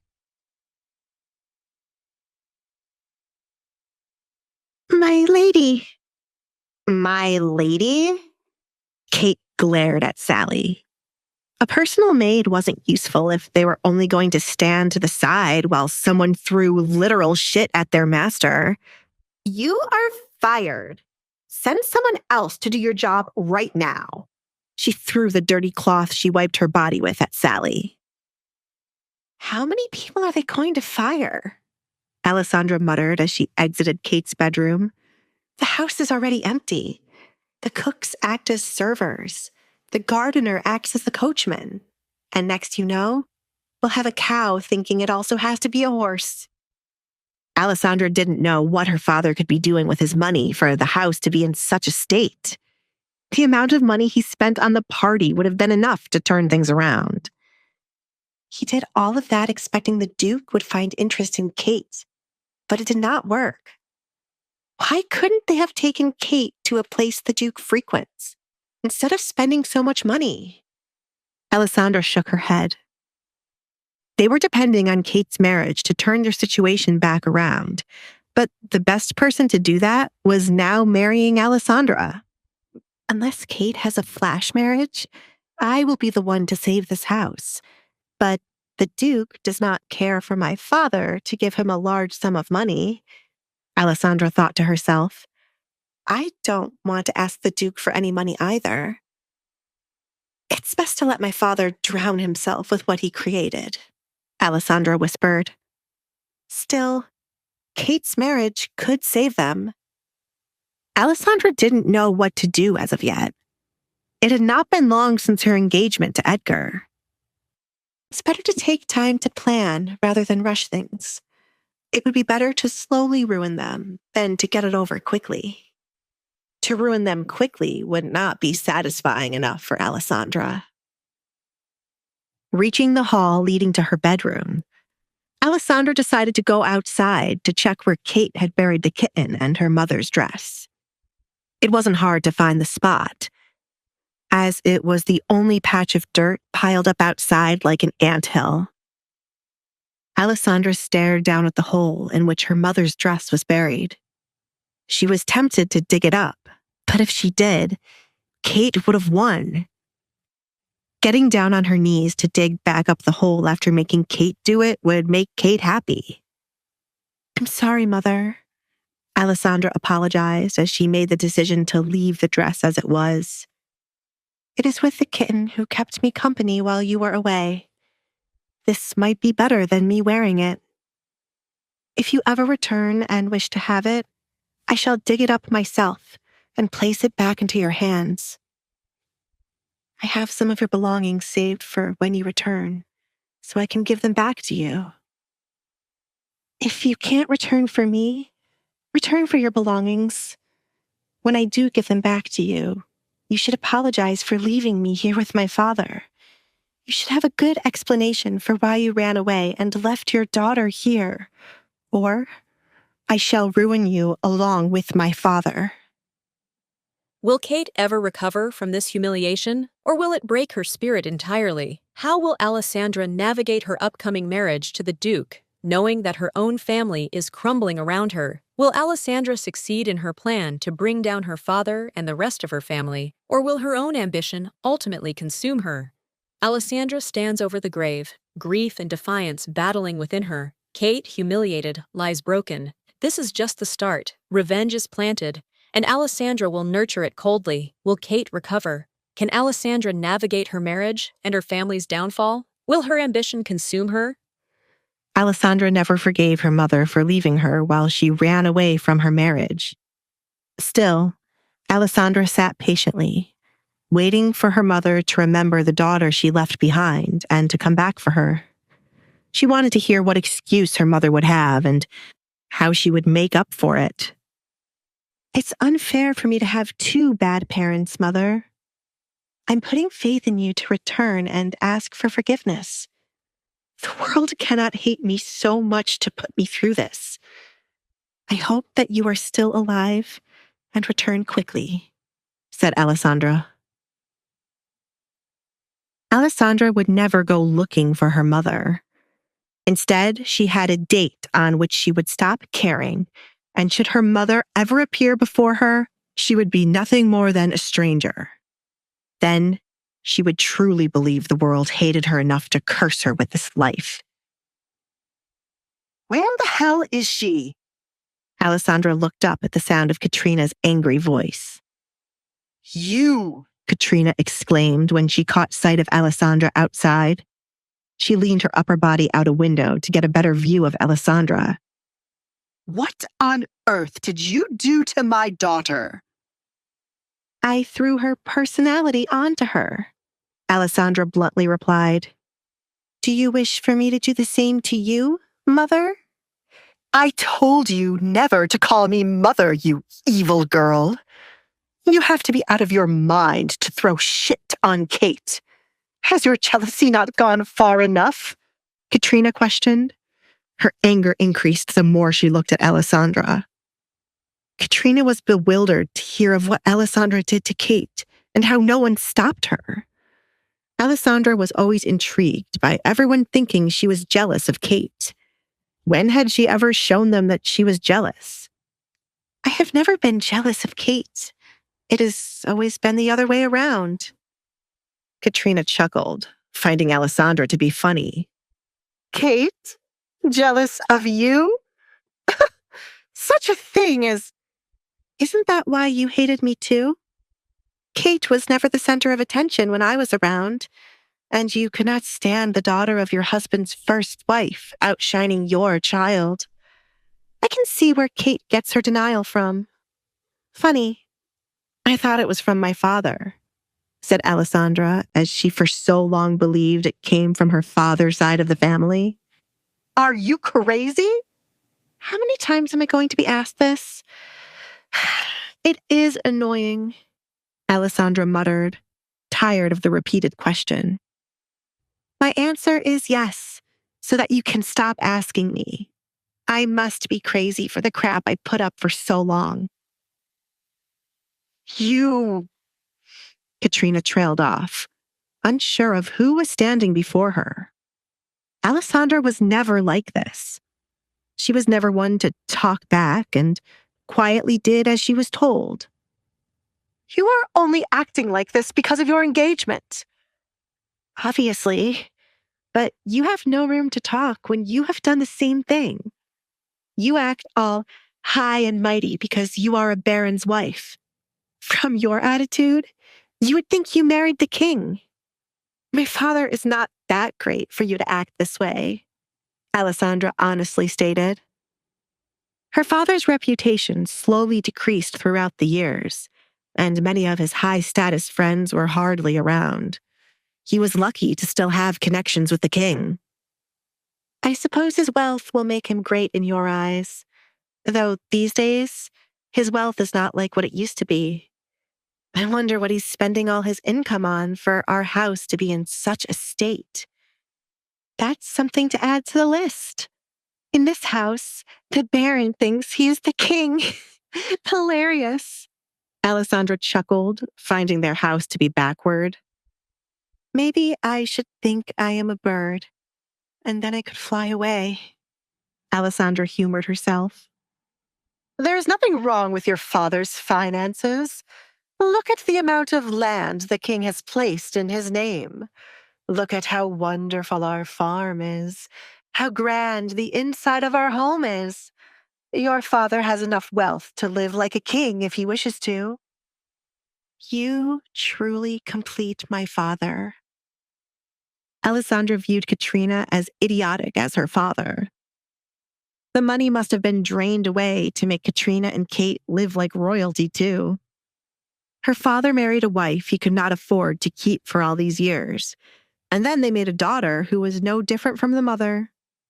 Alessandra, once a docile and obedient daughter, has transformed into a sharp-tongued rebel, mirroring her mother's rebellious spirit in unexpected ways. But will this newfound defiance empower her, or will it ultimately lead to her downfall? How will Alessandra's growing defiance impact her upcoming marriage to the Duke? Will it strengthen her resolve, or jeopardize her future? Alessandra stands over the grave, grief and defiance battling within her. Kate, humiliated, lies broken. This is just the start. Revenge is planted, and Alessandra will nurture it coldly. Will Kate recover? Can Alessandra navigate her marriage and her family's downfall? Will her ambition consume her? Alessandra never forgave her mother for leaving her while she ran away from her marriage. Still, Alessandra sat patiently, waiting for her mother to remember the daughter she left behind and to come back for her. She wanted to hear what excuse her mother would have and how she would make up for it. It's unfair for me to have two bad parents, Mother. I'm putting faith in you to return and ask for forgiveness. The world cannot hate me so much to put me through this. I hope that you are still alive and return quickly, said Alessandra. Alessandra would never go looking for her mother. Instead, she had a date on which she would stop caring, and should her mother ever appear before her, she would be nothing more than a stranger. Then she would truly believe the world hated her enough to curse her with this life. Where the hell is she? Alessandra looked up at the sound of Katrina's angry voice. You! Katrina exclaimed when she caught sight of Alessandra outside. She leaned her upper body out a window to get a better view of Alessandra. What on earth did you do to my daughter? I threw her personality onto her, Alessandra bluntly replied. Do you wish for me to do the same to you, Mother? I told you never to call me Mother, you evil girl. You have to be out of your mind to throw shit on Kate. Has your jealousy not gone far enough? Katrina questioned. Her anger increased the more she looked at Alessandra. Katrina was bewildered to hear of what Alessandra did to Kate and how no one stopped her. Alessandra was always intrigued by everyone thinking she was jealous of Kate. When had she ever shown them that she was jealous? I have never been jealous of Kate. It has always been the other way around. Katrina chuckled, finding Alessandra to be funny. Kate? Jealous of you? Such a thing as... Isn't that why you hated me too? Kate was never the center of attention when I was around, and you could not stand the daughter of your husband's first wife outshining your child. I can see where Kate gets her denial from. Funny, I thought it was from my father, said Alessandra, as she for so long believed it came from her father's side of the family. Are you crazy? How many times am I going to be asked this? It is annoying, Alessandra muttered, tired of the repeated question. My answer is yes, so that you can stop asking me. I must be crazy for the crap I put up for so long. You...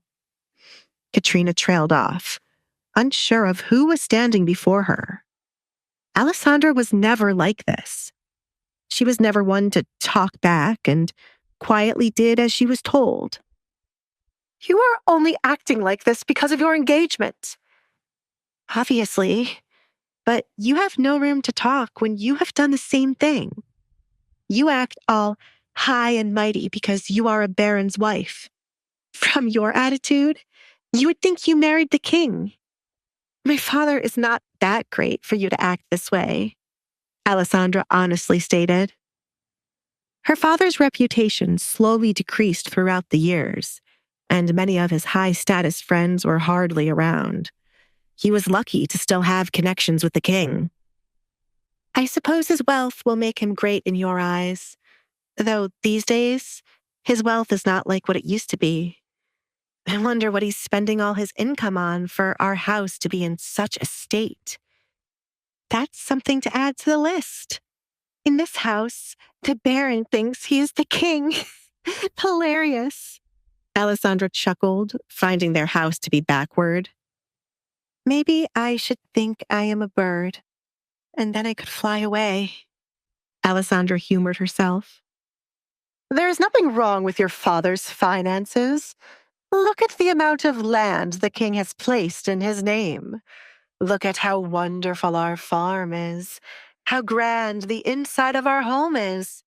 Your father has enough wealth to live like a king if he wishes to. You truly complete my father. Alessandra viewed Katrina as idiotic as her father. The money must have been drained away to make Katrina and Kate live like royalty, too. Her father married a wife he could not afford to keep for all these years, and then they made a daughter who was no different from the mother. Alessandra, once a docile and obedient daughter, has transformed into a sharp-tongued rebel, mirroring her mother's rebellious spirit in unexpected ways. But will this newfound defiance empower her, or will it ultimately lead to her downfall? How will Alessandra's growing defiance impact her upcoming marriage to the Duke? Will it strengthen her resolve, or jeopardize her future? Alessandra awaits her mother's return, yearning for an apology, but a fiery confrontation with her stepmother shatters the fragile peace. Secrets and resentments surface, threatening to tear the family apart. Will Alessandra ever forgive her mother? Can this family survive the explosive fallout? What other secrets are lurking beneath the surface? You must be punished for what you did to Kate. Alessandra looked away from a delusional Katrina. Why? I was punishing her for burying my mother's dress when she was only supposed to bury the kitten. Katrina did not care about the awful dress. Still, I'm tired of you talking so much, Katrina. You agitate me. What on earth have you become? Do you really think you can be this way because Edgar threatened your father? I will not allow my daughter to be embarrassed by the likes of you. Stay there, Katrina ordered Alessandra while she would make her way outside. I'm not a dog. Alessandra started to leave, not wanting to hear what else Katrina had to say. Is this really their way of trying to be nice to me? They couldn't last one day. Alessandra, do not run away from me, Katrina yelled as she arrived outside, only to find Alessandra leaving. Are your eyes not working? I'm not running away. I am gracefully walking away. Mother? Alessandra would keep using the word mother as long as it annoyed Katrina. In the past, it was the only thing she could do as revenge for Katrina. Stop right there. Katrina picked up both sides of her dress to run after Alessandra. Alessandra was highly amused when she looked back to find Katrina was chasing after her. It was quite the sight, as it was odd for Katrina to be running around. Wow, was the only thing she could say. Alessandra! Katrina grabbed onto Alessandra's shoulder to stop her from hurrying away. I told you to stay right there. Alessandra smacked Katrina's hand away from harshly gripping her shoulder. Do not touch me, Katrina. Kate had what was coming for her for messing with my mother's dress. If anyone was to ruin that dress, it would have been me. Instead of always trying to punish me, you should spend more time teaching your daughter manners before she ends up old and alone. The Duke won't always be guarding you, Alessandra. Men change their minds so easily. So, Kate learned that from you. Why am I not surprised? Since that is what the two of you believe. I shall hold on to him forever, Katrina. I said... Alessandra caught Katrina's hand when it was raised to slap her. Do not touch me. I am tired of being your punching bag, she screamed, tiredness of her torture evident in her voice. Alessandra gripped Katrina's hand, pushing it back until Katrina winced from the pain. Since you came here, I have tried to have nothing but positive thoughts. Do you know how hard it is to not fall into the deep end and let my negative thoughts consume me?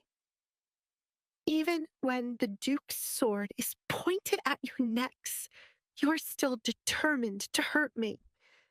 Are you determined to make me become a madwoman? Do not keep pushing me. If those thoughts truly consume me, I might end up killing all of you. Even now, when the voice in my head is telling me to just end you, I'm trying to hold on. Alessandra was alone for such a long time that she had no one to talk to but herself. The person she created in her head was meant to be a friend to keep her happy. But as Kate and Katrina's torture increased, the voice in her head changed to telling her cruel things. Befriending Mario and the kitten had saved her, but the voice always lingered in her head. There was nothing she could do to escape what she had created, and her newfound anger toward her family was not helping. Leave me alone, Alessandra released Katrina's hand. Her other hand twitched at the thought of pushing Katrina down and repeatedly beating her with a stick, just as Katrina had once done to her. You've tortured me for many years, Katrina. Sit quietly while I do the same to you. Alessandra left Katrina alone so that the woman could choose her next move carefully. Katrina could either chase after her again, but face retaliation far worse than what Alessandra had just done to Kate, or walk away and endure what was to come. Alessandra was satisfied with not hearing Katrina following behind her.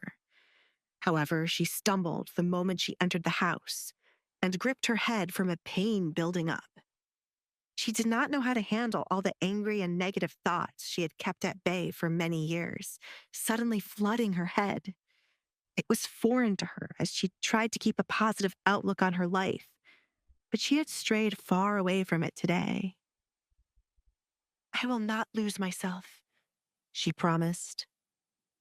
Alessandra is left grappling with the terrifying realization that the darkness she's been suppressing may be consuming her. Will Alessandra succumb to the darkness within her, or will she find a way to regain control? How will Katrina react to Alessandra's defiance? Will she seek revenge?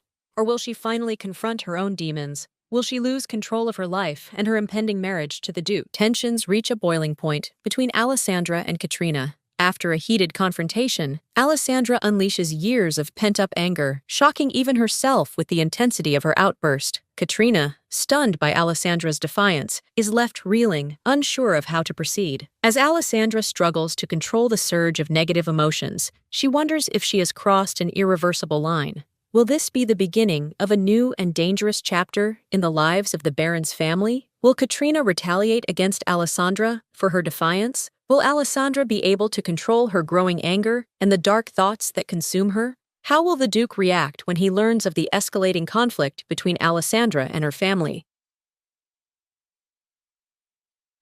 Time quickly passed in the Baron's home, much to everyone's delight. For Alessandra, it meant she was closer to leaving her childhood home to live with the Duke. For Kate, it meant she would be going to live with Edgar, a surprise Alessandra was not expecting.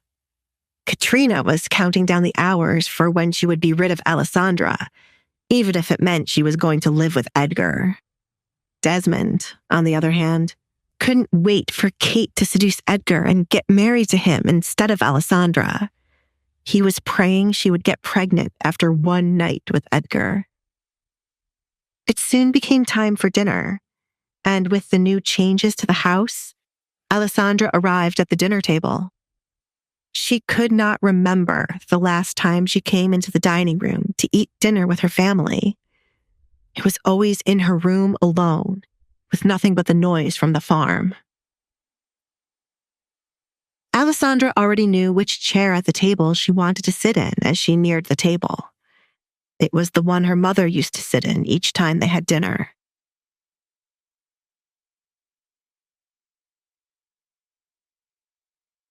Alessandra? The butler, James, stopped in his tracks as he entered the dining room to find Alessandra sitting at the head of the table. In his absence, he learned that Alessandra had been proposed to by the Duke, and now she was able to roam around the home as she pleased. Even though Alessandra was engaged to the Duke, James knew Katrina wouldn't be happy to see Alessandra sitting there, so he proceeded to make her move. My lady, it would be best for you to sit elsewhere. Perhaps here. He approached the table to pull out another chair. Alessandra looked up at the butler and the seat he was holding out for her. I prefer the one I am in. Why do you think I sat here? But I am not moving. Alessandra stood firm on where she wanted to sit. You should finish setting the table before the others arrive, rather than wasting my time. James was at a loss for words, with Alessandra not moving. It was already odd enough for her to be seated at the table, but now the way she acted was different. Katrina will not allow you to sit there. He switched his tone to something more gentle. He was merely looking out for Alessandra. I have a feeling she won't mind. Can I get a glass of water when you go back to the kitchen? The pitchers here are empty. Alessandra was parched after spending the remainder of the day cleaning out her bedroom to get rid of the stench from the dead kitten and starting to pack up her belongings. Due to her not owning many things, by tomorrow morning she would be finished with her packing. James placed down the last utensils on the table and straightened them out. He made sure each time the family gathered to eat, the table would be pure perfection. I will bring a pitcher for you, Alessandra. He bowed, then left. Alessandra tapped her finger on the table to pass the time. Sitting at the table did not feel as good as it once did. Then she started to wonder, was sitting at the table ever a good experience? She enjoyed her time with her mother while they ate, but eventually, her parents would start to argue. It was not as good as she believed it to be as a child now that she was older. His house has always been toxic, but as a child, I thought that was what happiness meant, Alessandra muttered, leaning back in her chair as her past memories became depressing. She started to think about what else she thought was good as a child, but now that she was older, it certainly wasn't good. This house has so much negative energy. It deserves to just be burned down. You really are taking this too far. Kate strutted into the dining room like a new person. It was as if her earlier encounter with Alessandra never happened. And do as you please, Alessandra. The higher you climb, the further you fall when this blows up in your face. The tension in the Baron's household thickens as Alessandra asserts her newfound freedom, reclaiming her rightful place at the head of the dinner table. Kate, emboldened by her upcoming marriage to Edgar, remains a constant thorn in Alessandra's side, her words laced with venom. As the dinner guests begin to arrive, the atmosphere crackles with anticipation and unspoken threats. Will Alessandra's defiance lead to a confrontation with Katrina? Will Desmond's schemes to sabotage Alessandra's happiness succeed? And what secrets lie hidden within the walls of this decaying mansion? Time flies within the Baron's household, bringing Alessandra closer to her departure for the Duke's estate, and Kate closer to her inevitable marriage to Edgar. While Alessandra prepares to leave the suffocating atmosphere of her childhood home, Kate plots her own ascent within the family, fueled by a simmering resentment towards her sister. As dinner preparations commence, Alessandra boldly claims the seat at the head of the table, a symbolic act of defiance that throws the household into disarray. Kate, ever the antagonist, observes her sister's newfound confidence with a mixture of disdain and apprehension. Will Alessandra's assertion of dominance at the dinner table ignite a new wave of conflict within the family? How will Katrina react to Alessandra's audacious display of authority? Will Desmond find a way to manipulate the situation to his advantage, ensuring Kate's marriage to Edgar? Alessandra was surprised Kate didn't curse or scream at her for what she had done with the horse shit. That wouldn't have been enough to stop Kate's antics.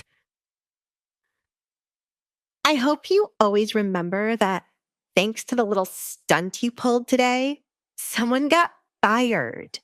You should take responsibility. Sally was crying her eyes out. Kate took a seat far away from Alessandra on the other side of the table. She didn't trust Alessandra would not throw something else on her. I did not fire her. You did, Kate.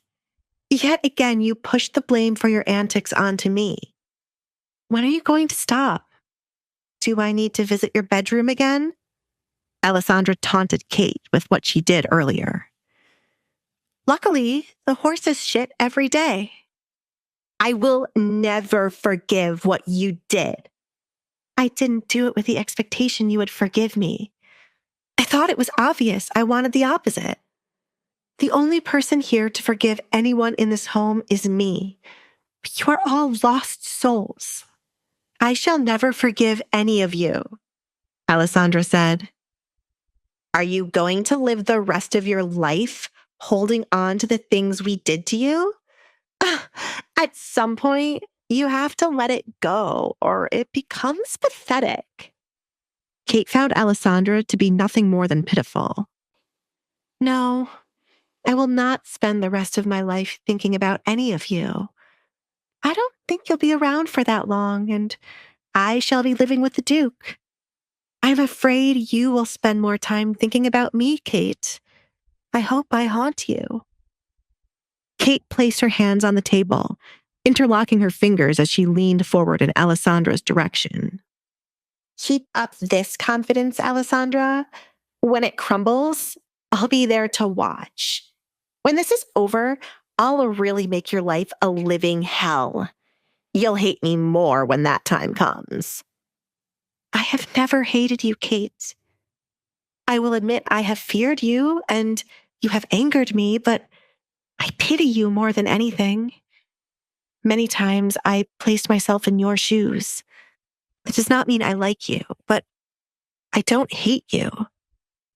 It took me a long time to realize that it has always been pity I felt towards you. Do not look down on me.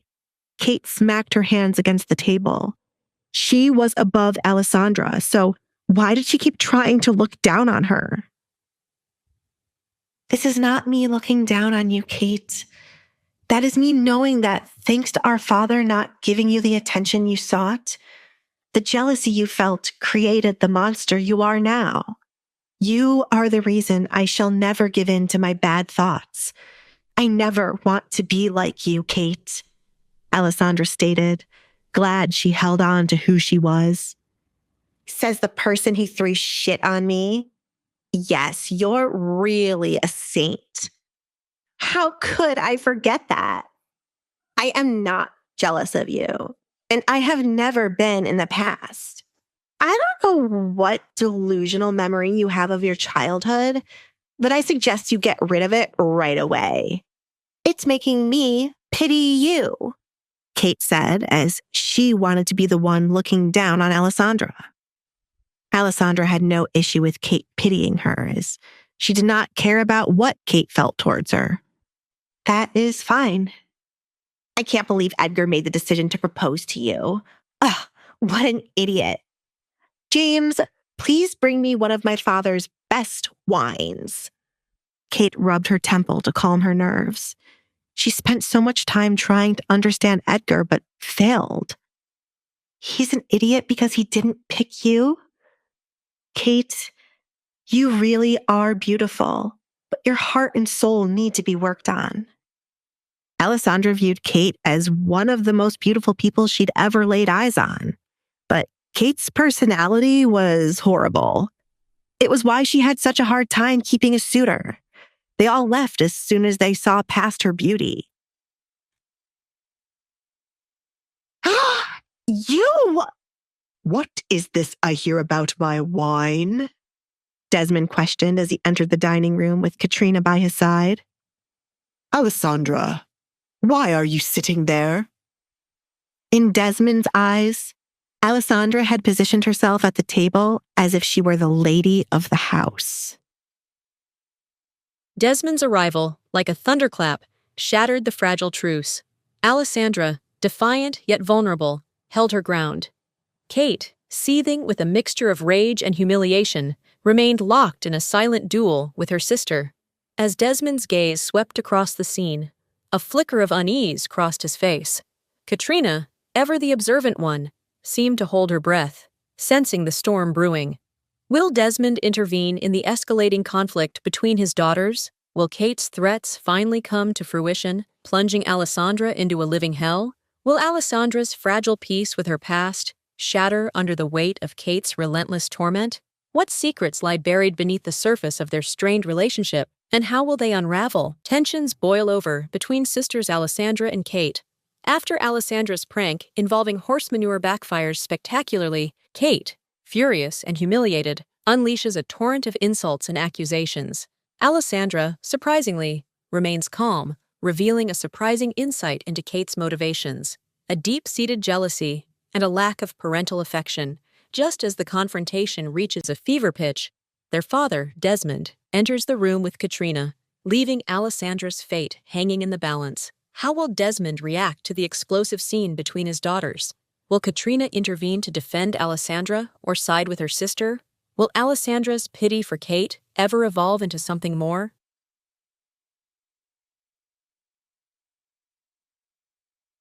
I like this chair, Father. Is it really a big deal with me being here? Does Katrina wish to sit here now? The many times I peeped out at the three of you having dinner, lunch, or breakfast, I have never seen Katrina seated here. You can have it if you want. Alessandra started to stand up, but as she expected, her father stopped her. If there was anyone she had complete control over, it was her father. Sit, sit. It is only a chair, right, darling? Desmond looked at Katrina for her to confirm it. A chair shouldn't be a big deal in a situation like this. One more day, he whispered. It is not a big deal. You can remain there, Alessandra. It pained Katrina for these words to leave her mouth. But after Desmond ignored what she told him about Kate and Alessandra, she felt useless. Her husband did not care how much their daughter was embarrassed and only saw the money he could get from Edgar in the future. Katrina was on the fence about Kate sleeping with Edgar to guarantee she would wed him, but now she was fully on board. Kate was right to steal whatever happiness Alessandra thought she owned. Katrina truly believed Alessandra was a psycho after their conversation today. and planned to send her off to a place with others like her. Marrying Alessandra off to her husband's friend would only embarrass them, as the girl lost her mind. Kate gripped her dress, angered by her mother allowing Alessandra to do as she pleased. Kate had no manners when it came to respecting her elders. She was also annoyed her father had not paid any visit to her after learning what Alessandra had done. Your water? James returned to the table, placing the pitcher of water Alessandra requested right in front of her. He was surprised to witness nothing had been done for where she sat. "Where is the wine, James? It is not right for you to only serve one person." Kate glared at the butler. "I ordered you to bring me wine, but you brought her water? Alessandra, you have become the lady of this house. Congratulations." Alessandra ignored Kate, picking up the pitcher to pour herself a glass of water. Kate would be a perfect fit for working in the court, as she enjoyed talking about a lot of nonsense. Kate! Desmond shushed her as he sat down at the other end of the table with Kate to his left and Katrina to his right. Unlike what he said earlier, it was not just a chair. He was meant to sit at the head of the table. "What? Alessandra does not care about what I said. What did I even say wrong? Look at her. She looks more like the lady of the house than my mother.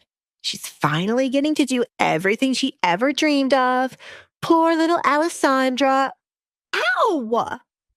Kate groaned as the table shook. Kate glared at her father for kicking her under the table. Why was he still holding on to the ridiculous idea of being nice to Alessandra? "Alessandra, how was your day?" Desmond asked in an attempt to change the topic. "You shouldn't have stopped her," Alessandra sighed as she placed her almost empty glass of water to the side. "I am not going to be comfortable with Kate pretending to be nice when I know what she's really like.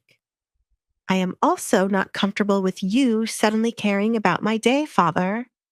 I would prefer if everyone just shut up." For once in my life, I agree with her. I can't pretend to be nice to her even if someone were to pay me. We should just continue as we have always been. Or you should be the only one nice to her, Father. If anything, it's your love she wants the most. She grew up with parents who didn't love her," said Kate. The dinner descends into a chaotic spectacle, with Alessandra's blunt honesty and Kate's venomous sarcasm clashing against Desmond's desperate attempts to maintain a semblance of civility. Katrina, trapped between her husband's ambition and her daughter's escalating animosity, remains frozen, a silent observer in the brewing storm. Will Desmond finally assert his authority and restore order to the dinner table, or will he continue to be swayed by Alessandra's enigmatic presence? Will Alessandra's disdain for Kate and her parents ultimately drive a permanent wedge between them, or will she find a way to bridge the chasm of resentment? Tension simmers at the dinner table as Alessandra, the unexpected guest, asserts herself. Despite her father's attempts to maintain a semblance of peace, Alessandra's bluntness and Kate's simmering resentment create a volatile atmosphere. Alessandra challenges the established order, refusing to be treated as an outsider and openly expressing her disdain for Kate's perceived insincerity. Kate, in turn, lashes out, fueled by resentment and a desire to reclaim her perceived rightful place within the family. Will Desmond finally assert his authority and restore order to the dinner table, or will he continue to be swayed by Alessandra's presence? How will Alessandra's growing influence within the household impact her relationship with her father and her sister?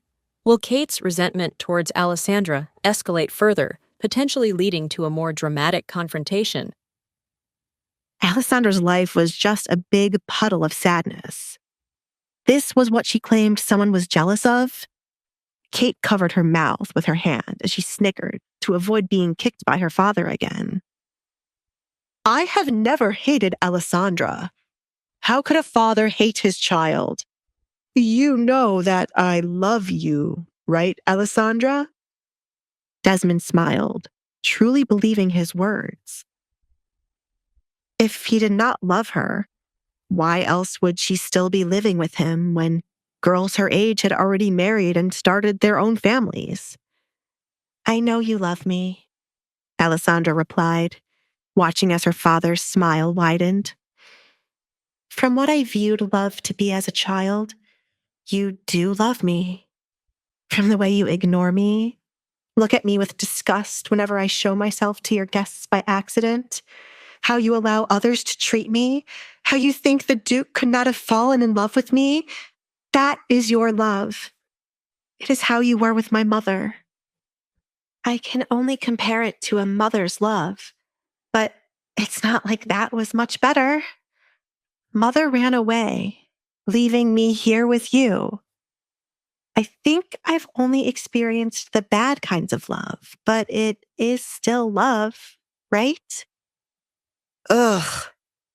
Desmond didn't know how to respond to Alessandra's confession. He was certain he had treated her right by keeping her with him after all these years. Any other person would have gotten rid of her. I have kept you sheltered here for many years. That is your duty as a father. You are meant to protect your child. Father, after the incident, you were the first one to look at me with disgust. It was you who wanted to hide me away and fed into the rumors of me being cursed, even though you knew the truth. I am sheltered here not to be protected, but for your friends to not see me, Alessandra replied. Keeping her here was not a grand favor when she wanted nothing more than to run away and live somewhere else. Did he really think she liked being here to be tortured by his wife and daughter? If only he had stopped the rumors in the early, or at least stopped what happened to her face, then she would have long left this home and probably be married to someone by now. Katrina couldn't take any more of Alessandra crying and complaining about her life. You are well above the age to get married. The moment you turned a woman, your father could have kicked you out, but he allowed you to stay here. His duty as a father ended when you became a woman, but you have never been grateful. Allow me to stay here? Is it not the inheritance you would have to give me should I leave that is keeping me here, father? Give it to me and I shall leave right now. Alessandra held out her hand for what belonged to her. When you quietly roamed the house, trying to avoid being seen, you would hear many things. Alessandra, that's not something I can just hand over to you. Desmond didn't like where the conversation took a turn to. He did not have Alessandra's inheritance anymore. Desmond was certain she would never leave their home. Therefore, he'd used the money as an investment for a business that failed. She wouldn't have needed the inheritance in the marriage deal he set up with a friend. Why not? Katrina and Kate are tired of me. If you give me the money, it is more than enough for me to leave this place and never return. I might even leave town and not marry the Duke. Alessandra continued to push for it. Kate's eyes lit up upon hearing this. Give her the money, father. Make her leave. It's not possible that you do not have it, right, father? If I bring this information to the court, you could be investigated, as you are not meant to touch my inheritance. This is why he has never gotten rid of me. Alessandra side-eyed Katrina. This was the reason Alessandra had never asked her father to let her leave. When she overheard him speaking about her inheritance being drained, Alessandra knew she couldn't just leave her family. In the end, she decided to look for a man desperate enough to marry her. I will gather the money owed to you, Alessandra. Do not mention it to anyone, especially Edgar. Desmond knew he would be screwed if Edgar found out about what he did. Edgar's father was one of the men who fought for children's inheritance to be protected until they either married or decided to leave their families. A large scandal in the town was what prompted this law. Alessandra's inheritance would have been her dowry for her marriage, but with her reputation, Desmond didn't think she needed it. You didn't think anyone would ever want to marry me? Alessandra didn't have to read his mind to know that was what he was thinking. I will keep my mouth shut. However, you should refrain from ever saying you were nice enough to shelter me here for so long. Understood? Yes. Desmond had to clear his throat after stuttering. For a moment, he feared the way Alessandra spoke to him. How did she know about the inheritance being gone? Alessandra held a card that could ruin him should she tell the court about this. For his safety, Desmond was contemplating getting rid of her and telling the Duke she ran away. Alessandra finally confronts her father, Desmond, about his years of neglect and the lies he's woven around her life. She reveals her knowledge of his squandered inheritance, a secret that could shatter his reputation and land him in serious trouble. Desmond, cornered and desperate, promises to repay her what he owes, but his words ring hollow. As Alessandra walks away, a chilling realization dawns on her. Her father, the man who was supposed to protect her, may now be a threat to her own safety. Will Desmond truly repay Alessandra her inheritance? What measures will he take to silence her and protect his own interests? Will Alessandra escape her gilded cage and find true happiness, or will her father's actions forever haunt her? What secrets lie hidden within the walls of Desmond's home, and how will they impact Alessandra's future? Alessandra, whose life felt like a big puddle of sadness, confronts her father, Desmond, about his love. She reveals that his supposed protection felt more like imprisonment, fueled by disgust and the desire to hide her from society after a tragic incident. Alessandra accuses him of exploiting her inheritance, leaving her financially vulnerable. When she demands her rightful inheritance, Desmond is cornered, admitting he can't easily provide it. This revelation throws the family into turmoil, with Kate eager for Alessandra's departure. Alessandra, however, holds a dangerous secret that could ruin Desmond if revealed to the authorities. How will Desmond gather the money he owes Alessandra? Will Alessandra truly leave her family in town, or does she have other motives? What is the true nature of the incident that scarred Alessandra and changed her life? Will Desmond resort to desperate measures to silence Alessandra and maintain his reputation? Kate rolled her eyes, irritated that her father allowed such an easy opportunity to get rid of Alessandra to pass by. Father, why on earth can't you just go get the money tomorrow? Who cares if you spent it? You have plenty more to replace it. Kate didn't understand why her father was acting like he was broke these days. Did he want people to talk about him? Or, more importantly, her? Kate. Katrina tried to shush her daughter before she could upset her husband. Kate was not aware of many things going on, but it was not a good idea to make Desmond angry. Keep quiet and enjoy dinner. Do not forget, you have a lot to plan for what your father has prepared. Alessandra was curious about what Katrina was referring to. She felt like it had something to do with her, but she did not wish to ponder on it for too long. I've already started it, Mother. I've picked out the finest— Shut up! Desmond silenced Kate. If she continued to speak, Kate would no doubt spoil he was making her live with Edgar alongside Alessandra. His oldest daughter was smarter than they ever thought, and it was best to keep her out of the loop. Alessandra now confirmed there was something suspicious going on thanks to her father. They were definitely planning something, and by the end of the second day, it would be revealed. She considered two options. They were either going to find a way to cancel her engagement to Edgar, or they were going to concoct some nonsense plan to get Kate with the Duke.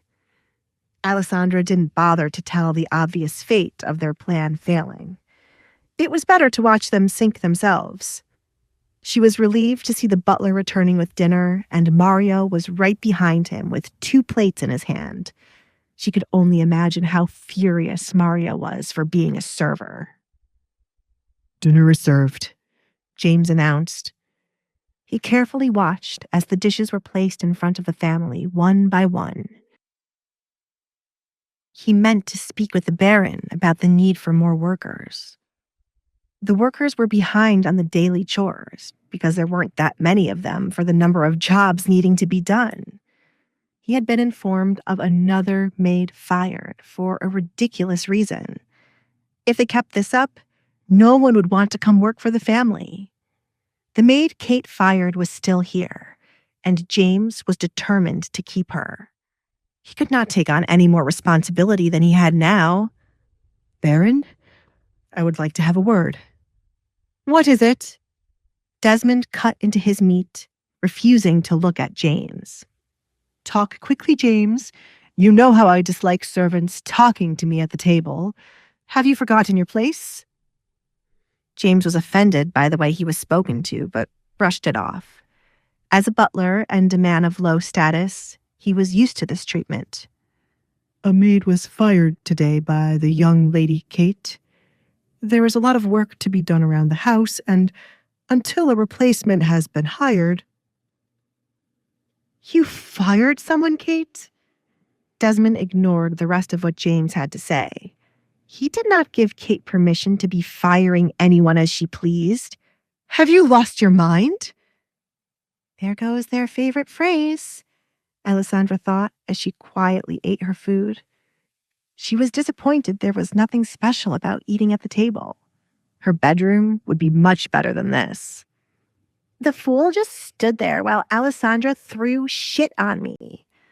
What's the point in having a personal maid who does not aid me? I told you and my mother that she was not right for the job. Thank goodness I fired her before she embarrassed me in front of my friends." Kate was angered just from imagining how Sally stood by the door. The dinner descended into a chaotic argument, Kate's shrill voice clashing with her father's booming baritone.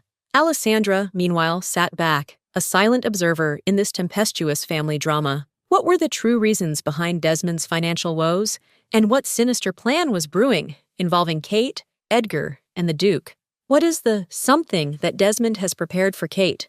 Will Alessandra be able to thwart her parents' plans, or will she be swept up in the chaos? What secrets lie beneath the surface of this dysfunctional family? Dinner at the Baron's estate is tense. Kate, frustrated by her father's financial woes, clashes with him, while Alessandra remains observant.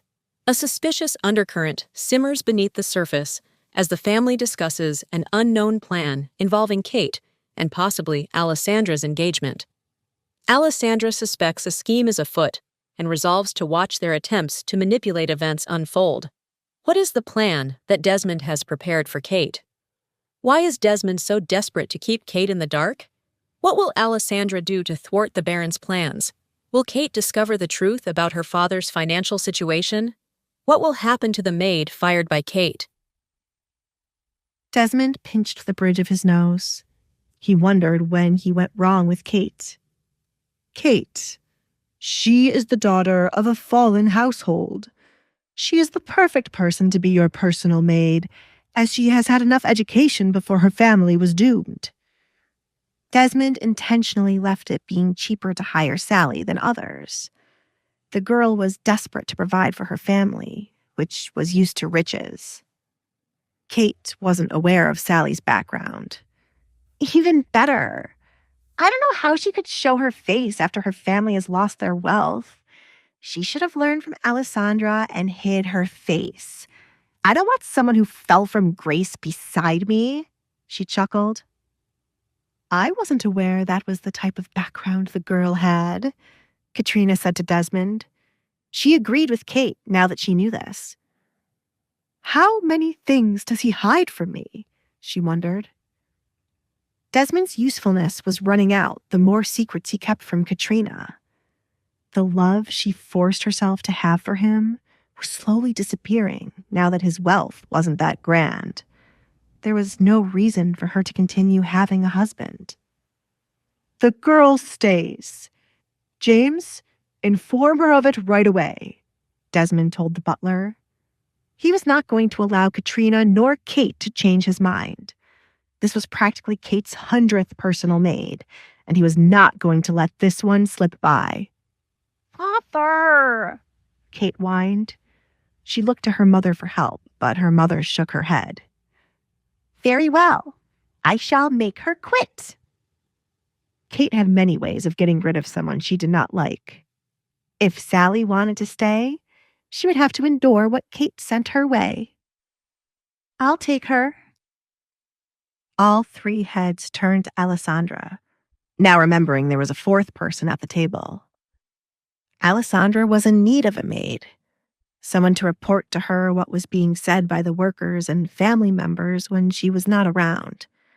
I am in need of a personal maid.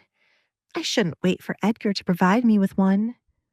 Not my maid, Kate disagreed as if she had not been the one to fire Sally in the first place. You are in need of a maid. Desmond now realized this fact. Father!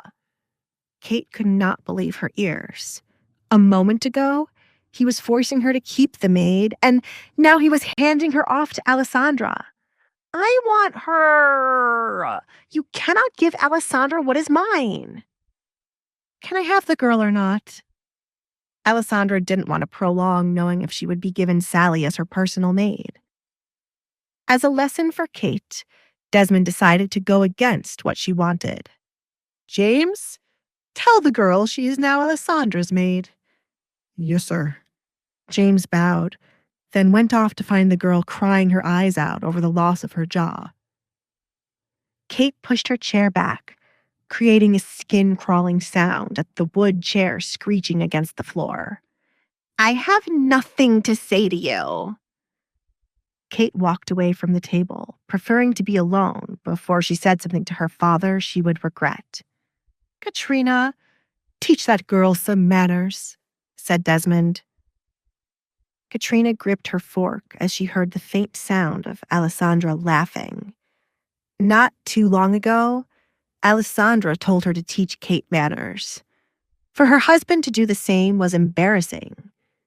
Katrina refused to say anything to fuel Alessandra's growing ego. Baron, a message has arrived for you. James hurried back to the table. The Baron had warned him many times to alert him right away when this person tried contacting him. No more interruptions, James, Desmond said as he took an envelope from James. His eyes went wide, and his skin turned pale once he saw the name written across the back of the envelope. The message came from none other than William Lancaster, the man who wanted Alessandra. The Baron's face, once flushed with anger, now paled. The letter, bearing the ominous seal of William Lancaster, sent a tremor through him. What could Lancaster possibly want? Was it a threat? A demand? The Baron, a man of power and influence, felt a chill creep down his spine. He clutched the letter, its contents a mystery, a ticking time bomb threatening to shatter the fragile peace within his household. What is Lancaster's message? How will the Baron react to Lancaster's demands? Will this disrupt the fragile power dynamics within the household? Will Alessandra finally get her revenge on the Baron and Kate? And what will become of Sally, caught in the crossfire of this escalating conflict? Desmond, seeking a cheap and desperate maid for his spoiled daughter Kate, hired Sally, a girl from a fallen household. Kate, unaware of Sally's background, immediately disliked her. However, Desmond insisted on keeping Sally, much to Kate's chagrin. Unexpectedly, Alessandra requested Sally as her own maid. Desmond, in a surprising turn of events, granted Alessandra's request, infuriating Kate. As Kate stormed off in anger, a message arrived for Desmond, bearing the name of William Lancaster, the man who desires Alessandra. Desmond's face paled as he read the message, leaving everyone wondering about the contents and its implications. What is William Lancaster's message to Desmond? How will Alessandra react to becoming Sally's mistress? Will Kate find a way to sabotage Sally, even if she's no longer her maid? How will Desmond's secret dealings with William Lancaster affect his marriage and his family? James, prepare the carriage for my departure. Desmond quickly shoved the note back into the envelope after he read the contents. William was summoning him to talk about Alessandra once again. Carriage? Who is the letter from? Why are you going to someone at a time when you are meant to be eating dinner? Desmond! Katrina's words fell on deaf ears as Desmond stood up to lead. This is more important than dinner. Take care of the house while I'm away. Desmond left the table in a hurry to get to William. Katrina sighed, looking at the food Desmond barely touched on his plate. Kate had left the table, and now her husband, too. She enjoyed having dinner with the two of them, but now it was returned. Katrina glared at the person responsible for dinner being ruined. It is my fault, Alessandra said before Katrina could blame her for the table being so vacant. I can control Kate's feelings to make her leave, and I live a double life as the person who sent my father the letter. I do not need your sarcasm, Katrina spat. Alessandra played with a potato on her plate and said, Your eyes looked to me as the reason dinner was ruined. I thought it was only fitting I tried to make up the most stupid way I could be the one to ruin dinner. This family truly needs to learn to take accountability for their actions. Ha! Katrina scoffed. Never would she have ever imagined getting lessons from Alessandra. Then why are you pushing what happened to your face onto someone else? I never said I wasn't responsible. However, your daughter has a share of the responsibility when it comes to my face, and I will not let her forget it. I hate to ruin dinner further, but I do not wish to waste my time sitting here with you. Good night, Mother. I am not your mother, Katrina gritted her teeth. With Alessandra leaving, she was the only one left at the dinner table. Instead of leaving, Katrina took her knife and fork to start eating. I worked so hard to get a baron's attention for this kind of life. Who should I make my next move on? Katrina started to plot her next move. Meanwhile, Desmond bit his nails as his nerves increased the further he got from the house. He had no idea why William was requesting his presence so late in the night to speak about his daughter. News of Alessandra's engagement was not known to the town, therefore William could not know about it. Why did I borrow money from William? If I ever find the man who scammed me, I swear I'll kill him on the spot. How dare anyone try to scam me? Desmond was angered by the memory of a man who promised to triple his wealth if he invested a large sum of money into a couple of businesses. The man was nowhere to be found once he received the money, and no matter who Desmond asked about him, each person claimed to not know anyone with the name or description. The man was right not to show his face in the town, or he would be killed for what he had done. Why has the carriage stopped? Desmond asked when the carriage suddenly came to a halt. Looking out the window, he knew he was not at William's house as yet. Baron! A voice called, sending shivers down Desmond's body. Why is he here? Desmond muttered. William has sent me to escort you in one of his carriages. You should feel honored, you sly dog. The right door opened to reveal one of William's henchmen. There is nothing wrong with my carriage, Rowan. Desmond glared at the man. Rowan was one of William's most trusted servants. He was always set to kill anyone William no longer wanted alive, as they were either his enemy or no longer useful. The carriage ride, intended for a simple conversation, takes a sinister turn. Rowan's presence, a chilling omen, casts a shadow over Desmond's anxieties. Why has William sent a hired killer to escort him? What secrets lie within William's house? And what fate awaits Desmond as he steps into the unknown? Will he ever uncover the truth about the missing investor and reclaim his lost fortune? And what unforeseen consequences will Alessandra's actions have on the fragile peace within the household? Hey, I'm Alessandra. If you're wondering what happens next, download the Pocket FM app now and listen to the exciting episodes of The Duke's Masked Bride,